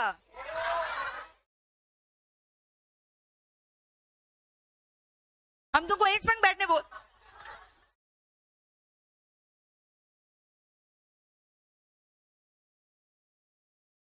सेक्शन नंबर 19 में लिखा है इसके बारे में, ये सब रखना पड़ेगा तुमको अपने फैक्ट्री में, नहीं तो केस हो जाएगा तुम्हारे ऊपर। और ये भी लिख दिया है कि कितना जन एक सीट को यूज करेगा। कहीं तुम मतलब ऐसा नहीं है 1000 लेबर है तो हजारों को एक संग जो है मतलब तुम बोल दिया एक ही यूज करने, नॉट अलाउड। पर seat how many persons are allowed, बोलो 1 सीट फॉर 20 वर्कर। और सुन लो, महिला मेल और फीमेल के लिए अलग होना चाहिए। अरे ये जो ऊपर लिखा है ये अलग अलग होना चाहिए दोनों के लिए। और सुन लो, इसको डेली तुम सर्फ एक्सेल और डिसइंफेक्टेंट से साफ करवाना, ये भी लिखा है। अच्छा सुनो, ये सब जो तुम बनाए हो ना, उसके आसपास पानी का प्रबंध मत करना। पानी कैसे पिएगा कोई, वहीं पे तुम पानी का टंकी भी लगा दिया, समझ रहे? कम से कम 6 मीटर अवे रख के रखना, 6 मीटर अवे। मतलब जैसे ये है सीट, उसी के बगल में सटा के जो है ड्रिंकिंग फैसिलिटी भी रख दिया, नॉट अलाउड। कम से कम कितना मीटर अवे? अब मेरे को मत बोलो मैम आप ये सब क्या पढ़ा रहे हैं, आपको शर्म नहीं आ रहा है क्या? हम क्या करें, लॉ में कर इतने बेशरम है तो अब एग्जाम में तो लिखना ही पड़ेगा तुमको। शर्म करने से कुछ होगा क्या, बताओ? So you have to write all these point, ठीक है? और याद है ओवरक्राउडिंग के लिए कितना स्पेस बोला था? एक वर्कर के लिए कितना space? 14.2 cubic metre space should be there. Windows kept clean, lightning बोला था, ठीक है? और space more than 4.2 metres above the level of floor. ऐसे नहीं एकदम कोयला के गोदान में अंदर घुसा कर लोग से काम करवा रहे। जो ग्राउंड और लेबर है उसके बीच में एटलीस्ट 4.2 मीटर्स अबव का डिस्टेंस होना चाहिए। क्लियर है? अच्छा ये जो बोला ना ये सब, इसको क्लीन करवा लेना एक दिन में 7 दिन में एक बार, सर्फ वगैरह डाल के 7 दिन में एक बार। It may be required, depends upon कैसा तुमने मेंटेनेंस किया, हाइजीन वगैरह। हो सकता है एक दिन में 7 बार भी करवाना पड़े, no I don't know. Clear है यहाँ तक? अच्छा सुनो, एग्जॉस्ट फैन होना चाहिए कि नहीं? तो वही बोल रहे हैं, एग्जॉस्ट फैन क्यों होगा? क्योंकि इतना सारा फ्यूम्स डस्ट वगैरह आ रहा है, तो कहां से निकलेगा? एग्जॉस्ट से निकलेगा ना। ह्यूमिडिफिकेशन होना चाहिए कि नहीं बोला था? वेंटिलेशन, टेम्परेचर कंट्रोल होना चाहिए। हाई टेम्परेचर में भी dangerous for the health of the worker, so ensure. बोलो कि क्या कर क्या रहे, हम खुद ही लेबर बन जाते हैं। सच्चा ओनर तो यही बोलेगा, इतना सारा प्रोविजन हम लोग को अपने घर में नहीं मिलता होगा जितना हम लोग लेबर लोग को दे रहे हैं, ठीक है? और लेबर लोग को भी नहीं पता होगा कि उन लोग के लिए इतना अरेंजमेंट किया गया है फैक्ट्रीज एक्ट के अंदर, ठीक है? तो ये पूरा का पूरा कहां से कहां तक हो गया बताओ? सेक्शन 11 से लेकर सेक्शन 19। और 19 तुम समझ जाओ कौन सा पॉइंट है? अरे अभी तो बोले सेक्शन 19 में ये है तुम्हारे अंदर की स्वच्छता, ठीक है? स्वच्छ भारत अभियान, ठीक है? अंदर का क्लियर है? 18 में ड्रिंकिंग वाटर है, 17 में लाइटनिंग, ओवरक्राउडिंग का क्या लिख करोगे? कितना स्पेस होना चाहिए एक वर्कर के लिए? 14.2 क्यूबिक मीटर। चलो एक बार पूरा स्टार्टिंग से मेरे को रिवाइज करवा दो जल्दी से। हम लोग अभी क्या डिस्कस किए? खाली हेल्थ के बारे में, ठीक है? हेल्थ में एक एक करके मेरे को सारा पॉइंट्स बताओ। सेक्शन 11 से लेकर कहां तक है बताओ? 11 और 19 तो तुमको याद रहेगा, दोनों ही क्लीननेस है। ओपनिंग किए हो बाहर का क्लीननेस, क्लोज किए हो सेक्शन 19 अंदर का, ठीक है? चलो बोलो हेल्थ के अंदर क्या क्या पॉइंट्स है? स्टार्ट। Number 1 cleanness. अब क्लीननेस के अंदर कितना सारा पॉइंट्स है लिख पाओगे? क्लीननेस के अंदर ही तो कितना सारा खुद पॉइंट है, बताओ क्या क्या पॉइंट्स है क्लीननेस के अंदर? डस्टिंग डेली करना होगा क्या? मॉपिंग कितना? Once in a week. और बताओ वार्निशिंग, और बताओ पेंटिंग, फिर क्या था? इम्परवियस सर्विस, और फिर उसके बाद वॉशेबल पेंट है उसका पेंटिंग, वंस इन 3 years। ये सब टाइम्स याद रहेगा आपको, टाइम लिमिट। ये हो गया क्लीनिंग, क्लीननेस हो गया। उसके बाद क्या था हम लोग पढ़े थे? Waste disposal. क्या था बताओ? Disposal of waste. फिर और बताओ क्या था? अच्छा लाइटनिंग, ठीक है? Artificial humidification. और फिर क्या था? लाइटनिंग, लाइट वगैरह होना चाहिए। और बताओ ओवरक्राउडिंग अवॉइड करना है कि रखना है? एक वर्कर के लिए कितना स्पेस दोगे? 14.2 क्यूबिक मीटर स्पेस होना चाहिए एक वर्कर के लिए। और बताओ ड्रिंकिंग वाटर। और बताओ कंट्रोल। कैसे हो तुम लोग? ठीक है, अब इसको और इलेबोरेट करके थोड़ा बता दो। 3 पॉइंट था इसके अंदर। एक सीट में इसे हफ्ता में एक बार सर्फ वगैरह देकर साफ करवा लेना, और मेन वुमेन के लिए सेपरेट। और ड्रिंकिंग वाटर वहीं पे मत रखो यार, सटा के अच्छा नहीं लगेगा यार। कम से कम 6 मीटर्स अवे। हो गया हेल्थ पूरा। अब ये सब क्वेश्चन हर बार आता है, हर टर्म आता है, ये सब क्वेश्चन बहुत इंपॉर्टेंट है। या तो तुमको हेल्थ के बारे में लिखने देगा, या अलग से क्लीननेस दे सकता है, या अलग से क्या दे सकता है बताओ, ये लास्ट वाला पॉइंट, क्योंकि यही दो पॉइंट तो सबसे ज्यादा बड़ा है ना, इलाबोरेटली तुमने किया है। ठीक है, चलो अब हम लोग नेक्स्ट डिस्कस करेंगे। हेल्थ हो गया, लेबर लोग का हेल्थ कैसे मेंटेन करना है, क्लियर है। अब हम लोग किसके बारे में बात करेंगे, सेफ्टी। तुम खुद सोच के बताओ, ये इस बच्ची का सेफ्टी के लिए क्या नहीं दिया था, इसको काला चश्मा नहीं दिया था, तो सेफ्टी के लिए पक्का एम्प्लॉयर को क्या देना है, ऑक्यूपायर को क्या देना है, ग्लेयर्स। बोलो इंग्लिश में क्या बोलते हैं, गॉगल्स मत लिख कर आना, क्या लिख कर आना, ग्लेयर्स क्यों दे रहे हैं, टू प्रोटेक्ट द आईज। किससे प्रोटेक्ट करना है, यूवी रे से नहीं, हार्मफुल केमिकल वगैरह। ठीक है, और उसके बाद बताओ एप्रॉन वगैरह देगा, प्रॉपर यूनिफॉर्म, और क्या देगा, ग्लव्स वगैरह देगा, और क्या देगा, सुनो ना, मशीन पड़ा हुआ है यहाँ पे, ठीक है, और मशीन जो है ना एकदम नोकीला नोकीला कांटीला मशीन है, और प्लस ऐसा मशीन है जिसको छूते ही शॉक लगा लगा लगा, शॉक लगा, करंट लग गया, और तुम इस मशीन को खुला छोड़ के रखे हो, शर्म नहीं आता तुमको, मशीन को खुला छोड़ के रखा है। वो बेचारा एडल्ट नहीं सॉरी एडोलेसेंट बच्चा कल ही आया है, जिसको उतना ज्ञान नहीं है, मशीन के पास जाके हाथ रख दिया, और वहीं पे उसको ऐसे ऐसे करके दौरा पड़ा और नीचे लेट गया, फिर बाद में पता चला मशीन में करंट था। तो भाई ऐसा डेंजरस मशीन तुमको नहीं लगता, तुमको उसको कवर करके रखना चाहिए। कवर को बोलते हैं इंग्लिश में फेंसिंग, क्या बोलते बताओ। तो एक पॉइंट और क्या हो गया, fencing of the dangerous machinery. Machine को अच्छे से क्या करके रखो, पिंजरे में बांध करके रखो, केज में बांध करके रखो मशीन को, ताला चाबी लगाकर, कि कोई भी अनवांटेड विजिटर आकर उस मशीन को यूज या टच ना करे, जिसकी वजह से क्या एक्सीडेंट वगैरह को आप क्या कर सको, अवॉइड कर सको। Fencing of machinery. फिर आपने बड़े बड़े फैक्ट्री में देखा होगा रिवॉल्विंग मशीनरी, देखा है ऐसे रिवॉल्विंग, जोर जोर जोर जोर जोर, ये जाके खड़ा हो गया, इसका हाथ कट गया मशीन के साथ, अरे मशीन रिवॉल्व कर रहा है, तुम जाकर ऐसे खड़ा कर रहे, शाहरुख खान का पोज है ऐसे करके, तुम्हारा भी हाथ कट के गिर गया। तो भाई रिवॉल्विंग मशीनरी अगर है तो वहां पे भी तुमको क्या करके रखना पड़ेगा बताओ, सेफ्टी मेजर्स, साइन बोर्ड्स वगैरह लगा के रखो, रिवॉल्विंग मशीन यहाँ से आ रहा है, कितनी बार होता है ना मशीन इस तरफ रिवॉल्व करे, तुम अचानक से आके खड़े हो गए और उसी समय इधर आ गया, तुम्हारा गला कट गया, समझ में आ रहा है, बाहुबली मूवी देखा है बस वैसे ही हो गया बलिदान। तो ये सब नहीं करना है भाई, साइन बोर्ड वगैरह लगा के रखो। तो रिवॉल्विंग मशीनरी के अगेंस्ट प्रोटेक्शन करना है, किसके अगेंस्ट बताओ, रिवॉल्विंग मशीनरी। अब पता है क्या हुआ, इसका जो फैक्ट्री है ना वहां पे क्या हुआ, एक तला दो तला तीन तला इस तरह से जो डिवीजन बनाया हुआ है, सामान क्या होता है एक तला से दो तला ऊपर जाता है, तो अब उसके लिए तुमको लिफ्ट वगैरह बना के रखना चाहिए कि नहीं। अब तुमको क्या लगता है तुम्हारे वर्कर क्रिश है क्या, जो इस तरह से जो है इस तरह से छलांग लगा लगा कर इधर उधर घूमते रहेंगे, नॉट पॉसिबल ना, रस्सी वगैरह लटका रखा है, शर्म नहीं आ रहा है तुमको, लिफ्ट रख के रखो, लिफ्ट और स्टेयरकेसेस, क्या बताओ लिफ्ट और, तो लिफ्ट होना चाहिए कि नहीं होना चाहिए। अब इसके बाद ये बेचारी देख रहे हो इसको, ये कुछ सामान टानने लायक है क्या, इतना भारी बल्कि वेट का सामान यहाँ रख रखा है, रॉ मटेरियल, और बुरे लेके जाओ इसको, रस्ते में क्या होगा, जाते जाते क्या होगा, ये वहीं पे ढेर हो जाएगी। तो तुम लेबर लोग को फिजिकली सामान उठाने क्यों बोल रहे हो यार, पुली सिस्टम सुना है बचपन में फिजिक्स में, पुली वगैरह, तो पुली रोप दो ना इसको, जो रस्सी से टान के ले जाए, पुली से टान के ले जाए, एस्केलेटर से टान के ले जाए, जिससे इसका काम क्या हो जाए आसान। तो प्रोविजनिंग ऑफ क्या बोलो, लिफ्ट हो गया, स्टेयरकेसेस हो गया, और क्या प्रोविजनिंग ऑफ पुली सिस्टम, बोलो क्या, पुली लिवर पढ़ा होगा बचपन में, पुली सिस्टम लिवर सिस्टम, तो पुली रोप्स वगैरह दो। क्लियर है, तुम्हारे वर्कर ना तो यहाँ पे क्रिश है और ना तो यहाँ पे बाहुबली है जो इस तरह से जो है उठाकर ले जाएंगे कुछ भी। क्लियर है, हाँ शक्तिमान भी नहीं, शक्तिमान पुराना हो चुका है, स्पाइडरमैन बोलो, क्लियर, सुपरमैन भी नहीं है। तो ये सब फैसिलिटी देना पड़ेगा क्या, इंश्योर करने के लिए वर्कर्स लोग का सेफ्टी। और बताओ और क्या फैसिलिटी दोगे अपने लेबर लोग को, इमेजिन करो तुम ऑक्यूपायर है, और क्या करेगा सेफ्टी के लिए, कुछ भी ऐसी बोलो जो तुमको लग रहा है। ट्रेनिंग वगैरह देगा, न्यू मशीन को किस तरह से यूज करना है ना, नहीं तो फिर से क्या होगा बताओ, मेल फंक्शनिंग होगा मशीन का, बेकार ढंग से तुम यूज करोगे और फिर क्या होगा, वापस से शॉक लगा हो जाएगा तुम्हारा। क्लियर, तो बताओ अभी हम लोगों ने क्या डिस्कस किया, सेफ्टी। सेफ्टी कहां से कहां तक है बताओ, सेक्शन 21, ऊपर में लास्ट कहां तक पढ़े थे 19, बट ये कहां से स्टार्ट हो रहा है, सेक्शन नंबर 21, 22। देखो क्या लिखा है, फेंसिंग ऑफ मशीनरी, फिर जो रिवॉल्विंग मशीनरी है वहां पे वर्क को सुपरवाइज करो, और जो हैजार्डस प्रोसेस में अगर कोई यंग बच्चा काम कर रहा है तो वहां पे भी अलग से क्या करो, ध्यान रखो, सेफ्टी मेजर्स इंश्योर करो। देखो एम्प्लॉयमेंट ऑफ क्या, young person on dangerous machine.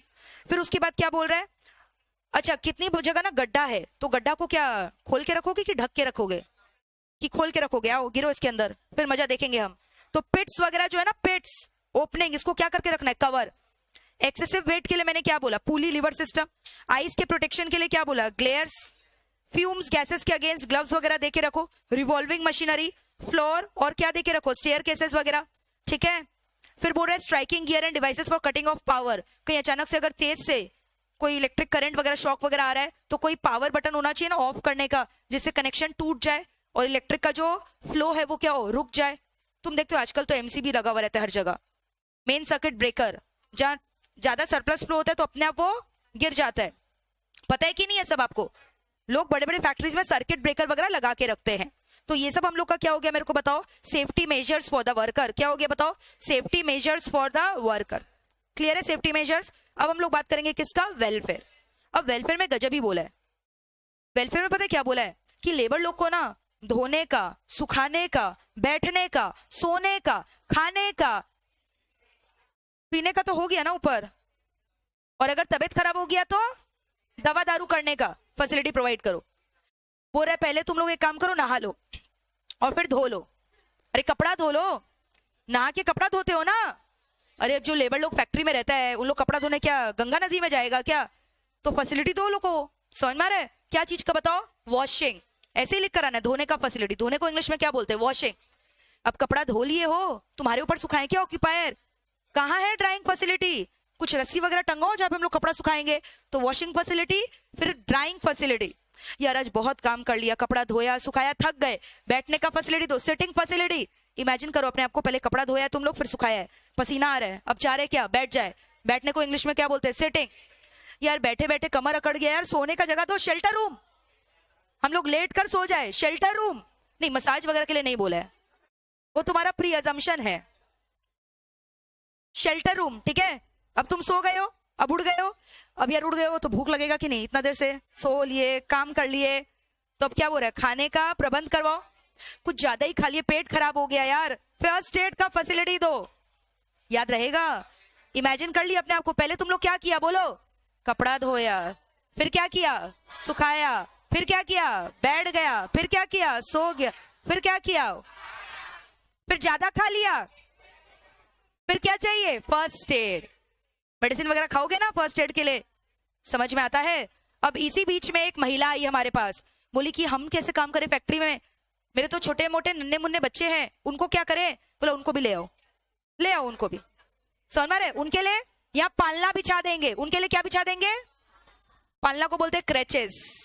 क्या बोलते बताओ? क्रैचेस। फिर एक महिला 10 साल के बच्चे को ले आई, एक महिला 18 साल के बच्चे को ले आई, बोली पालना में झुला दीजिए मेरे बच्चा को। बोला क्या पागल हो गए हो क्या? Creches is allowed for children below 6 year. 6 year भी ज्यादा ही है, 6 साल का बच्चे के लिए क्रैचेस चाहिए क्या बताओ? बोला बिलो 6 ईयर्स तक के लिए क्रैचेस अलाउड है। अब एक महिला खाली ऐसी थी तो नहीं होगा, क्रैचेस सभी अलाउड है जब more than 30 workers are there in the factory. When more than, जब कितना से ज्यादा वर्कर होगा बताओ? More than 30 women worker. अरे male worker cannot produce child ना, तो ये 30 विमेन वर्कर बोलोगे। मोर देन क्या, 30 women worker for child below 6 year. क्या चीज लगेगा बताओ? क्रैचेस। क्लियर है? अब सुनना ध्यान से। सबसे पहले तुम लोग क्या कर रहा था, थक गया था, बैठा हुआ था ना, फिर सो गया था ना। सोने का प्रोविजन तभी करेंगे जब 150 से ज्यादा वर्कर है। तुम लोग क्या चीज का बंदोबस्त कर रहे हैं अपने लिए बताओ? क्रैचेस का तो कर दिया हम बंदोबस्त, क्या हुआ? ध्यान दो पढ़ाई में इधर। चलो बोलो मेरे को, तुम्हारे लिए लेटने का रूम कब बनाया जाएगा? अगर ऑर्गेनाइजेशन में no one will speak, factory में कितने कितने वर्कर्स है? तुम लोग दोनों क्या बात कर रहा था? बात तो कर ही रहा था, दिख ही रहा था। बोलो मोर देन 150 वर्कर्स। कितना मोर देन? अगर मोर देन 150 वर्कर है तो सोने का जगह चाहिए। अब इसमें 100 और ऐड करो, कितना आया? तो अगर मोर देन 250 है तो इसमें 250 और ऐड करो, 500। मोर देन 500 है तो फर्स्ट एड। तीनों हम लोग एक संग पढ़े थे ना सिंक में। पहले क्या पढ़े थे? सोना, फिर उठे भूख लगा कैंटीन, फिर उसके बाद ज्यादा खा लिए तबियत खराब, फर्स्ट एड। 150, 250, 5 और मोर देन है। मोर देन 150 वर्कर है, 150 वर्कर तो क्या लगेगा? शेल्टर। मोर देन 250 वर्कर है तो कैंटीन। मोर देन 500 वर्कर है तो याद रहेगा फर्स्ट एड कब लगेगा? If more than. कैंटीन कब लगेगा? If more than. Shelter room कब लगेगा? If more than 150।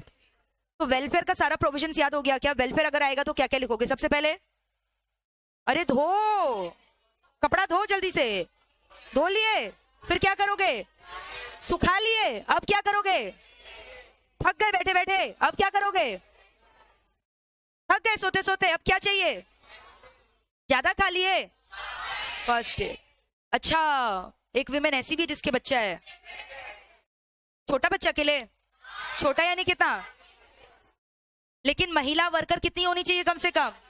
More than 30 workers.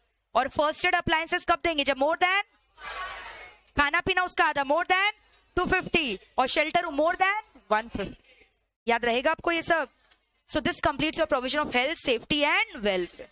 एक बार स्टार्टिंग से मेरे को पूरा रिवाइज करवा दो। हेल्थ हम लोगों ने डिस्कस किया। सबसे पहले हेल्थ के अंदर क्लीननेस आता है। सबसे पहले section number 11 which talks about क्या? क्लीननेस। यहाँ क्लीननेस का मतलब तुम्हारे अंदर का कि बाहर का? बाहर का क्लीननेस के अंदर यानी डेली क्या करना है? Dust mopping. मॉपिंग कितना बार? Once in a week. Painting कितना बार? 5 साल में एक बार, ठीक है। फिर उसके बाद वॉशेबल पेंट का painting once in 3 year. Impervious service का वॉशिंग वगैरह once in 14 months. Any other cases also once in 14 month. Cleanness हो गया तुम लोग का। अब कूड़ा करकट जमा हुआ है, क्या करें उसको? Disposal. So disposal of the waste. फिर उसके बाद क्या करोगे? क्या होना चाहिए? लाइट। फिर क्या होना चाहिए? ड्रिंकिंग। और क्या होना चाहिए? AC, air conditioning. और क्या? पोल्यूटेंट वगैरह को कैप्चर करने के लिए ह्यूमिडिफायर, आर्टिफिशियल ह्यूमिडिफिकेशन। और क्या बोला? Exhaust fan. था ना ये सब? और लास्ट पॉइंट क्या था? अच्छा, ओवर क्राउडिंग नहीं बोला तुम लोग? ओवर क्राउडिंग में जगह कितना? एक वर्कर 14.2 क्यूबिक मीटर स्पेस होना चाहिए। और लास्ट पॉइंट क्या बोला? ठीक है, ठीक है, लास्ट पॉइंट समझ गए क्या है? और उसका अरेंजमेंट बता दो कैसा होगा? एक सीट के लिए 20, पुरुष और महिलाओं के लिए अलग। और ऐसे मत लेते ना सर्फ एक्सेल से धोना। यूज अवर डिसइंफेक्टेंट। कुछ ज्यादा ही तुम लोग मेरे को सीरियसली ले लेता है। Disinfectant once in a week. Clean with disinfected once in a week. Drinking water वही खड़ा कर दोगे क्या? गंद आएगा ना। 6 मीटर्स अवे। यहां तक क्लियर है? फिर हम लोगों ने क्या डिस्कस किया बताओ? हेल्थ हो गया, सेफ्टी। सेफ्टी चालू हो जाओ। अरे ये क्या है? ये चक्का है। चक्का तो ऐसे से होता है। रिवॉल्विंग मशीनरी को अच्छे से प्रोविजन। फिर इसको क्या? मशीन को केज वगैरह में बंद करके रखो। Fencing of the machinery. Krish हो क्या? जो टहनियों से इधर उधर घूमते रहोगे। Staircase. और क्या होना चाहिए? लिफ्ट होना चाहिए। भारी सामान लेते लेते वहीं पे बेहोश हो गई तो इसलिए पुली और लिवर सिस्टम, रोप वे सिस्टम होना चाहिए। और बताओ क्या था?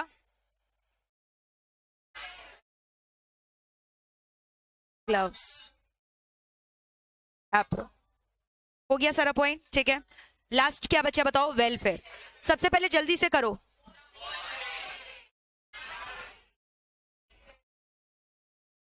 अच्छा,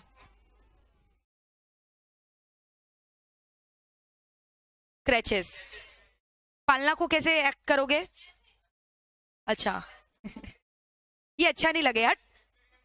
चलो, हाँ होगी घर में बड़ी बहन वगैरह इसलिए है। चलो, अच्छा फोकस हियर गाइस। चलो अब लिखना स्टार्ट करो। यहां तक पूरा याद हो गया? अच्छे से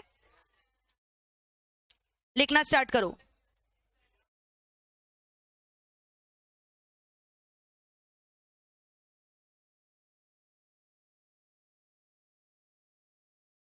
चलो लिखो हेडिंग हेल्थ। स्टॉप टॉकिंग, लिखो हेल्थ। हेल्थ में लिखो सेक्शन 11 क्लीननेस।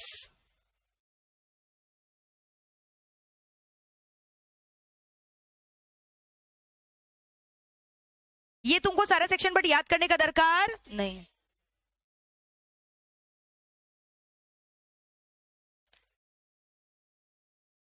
ये लिख लो। यहीं पे हम एक छोटा सा चार्ट भी बना दे रहे हैं क्योंकि क्लीननेस से बहुत सारा पॉइंट्स है ना।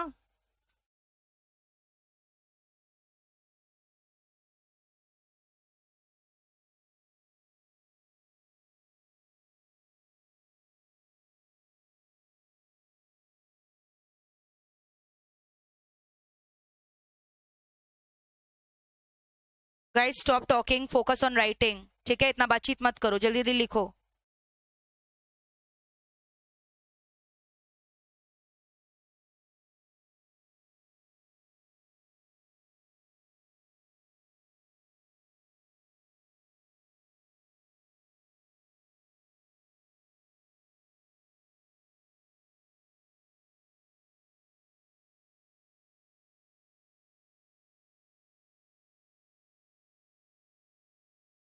ये तुम लोग नीचे लिखना अलग से, हाँ मेरा तो स्पेस नहीं है, therefore I am writing besides. तुम नीचे लिख लेना अलग से, सेक्शन 11 हेडिंग देके क्लीननेस के अंदर क्या क्या आता है, लास्ट में लिखना। हाँ 5 के नीचे भी और पॉइंट है, आपको पता होगा ना, टिल 19 था ना। और या तो क्या कर सकते हो, क्लीननेस लिख के डायरेक्टली ये वाला पॉइंट सारा लिख सकते हो।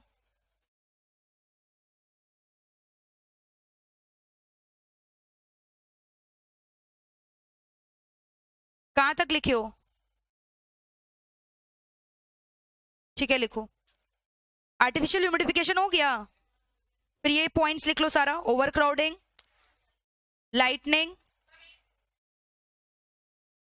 वो अभी छोड़ो, वो तो बाद में लिखना है ना। अरे इसके बाद लिखना है ना, साथ में कैसे लिख रहे हो, वो तो खाली क्लीननेस का पॉइंट है, यू अंडरस्टैंडिंग, वो क्लीननेस का सब डिविजन है। ये लिख ली हो क्या, ओवर क्राउडिंग में क्या लिखोगे, ब्रैकेट में लिख लेना, पर वर्कर कितना स्पेस देना चाहिए बताओ, स्पेस पर वर्कर 14.2 क्यूबिक मीटर, एटलीस्ट इतना होना चाहिए, इससे ज्यादा होगा तब तो अच्छा ही है, मिनिमम इतना देना चाहिए स्पेस। फिर लाइटनिंग, और ये लास्ट वाला जो पॉइंट लिखे हो ना, वो भी तो छोटा ही है, वहां पे भी लिख लो, 1 सीट फॉर 20%, 6 मीटर्स अवे क्या होना चाहिए, at least 6 meters away drinking water provisioning should be done, and separate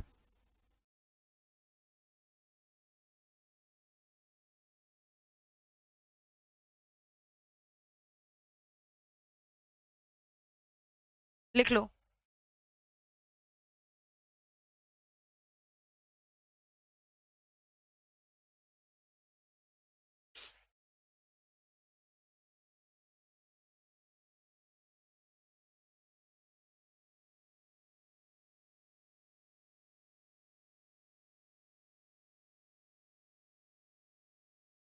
कहां पहुंचे हो,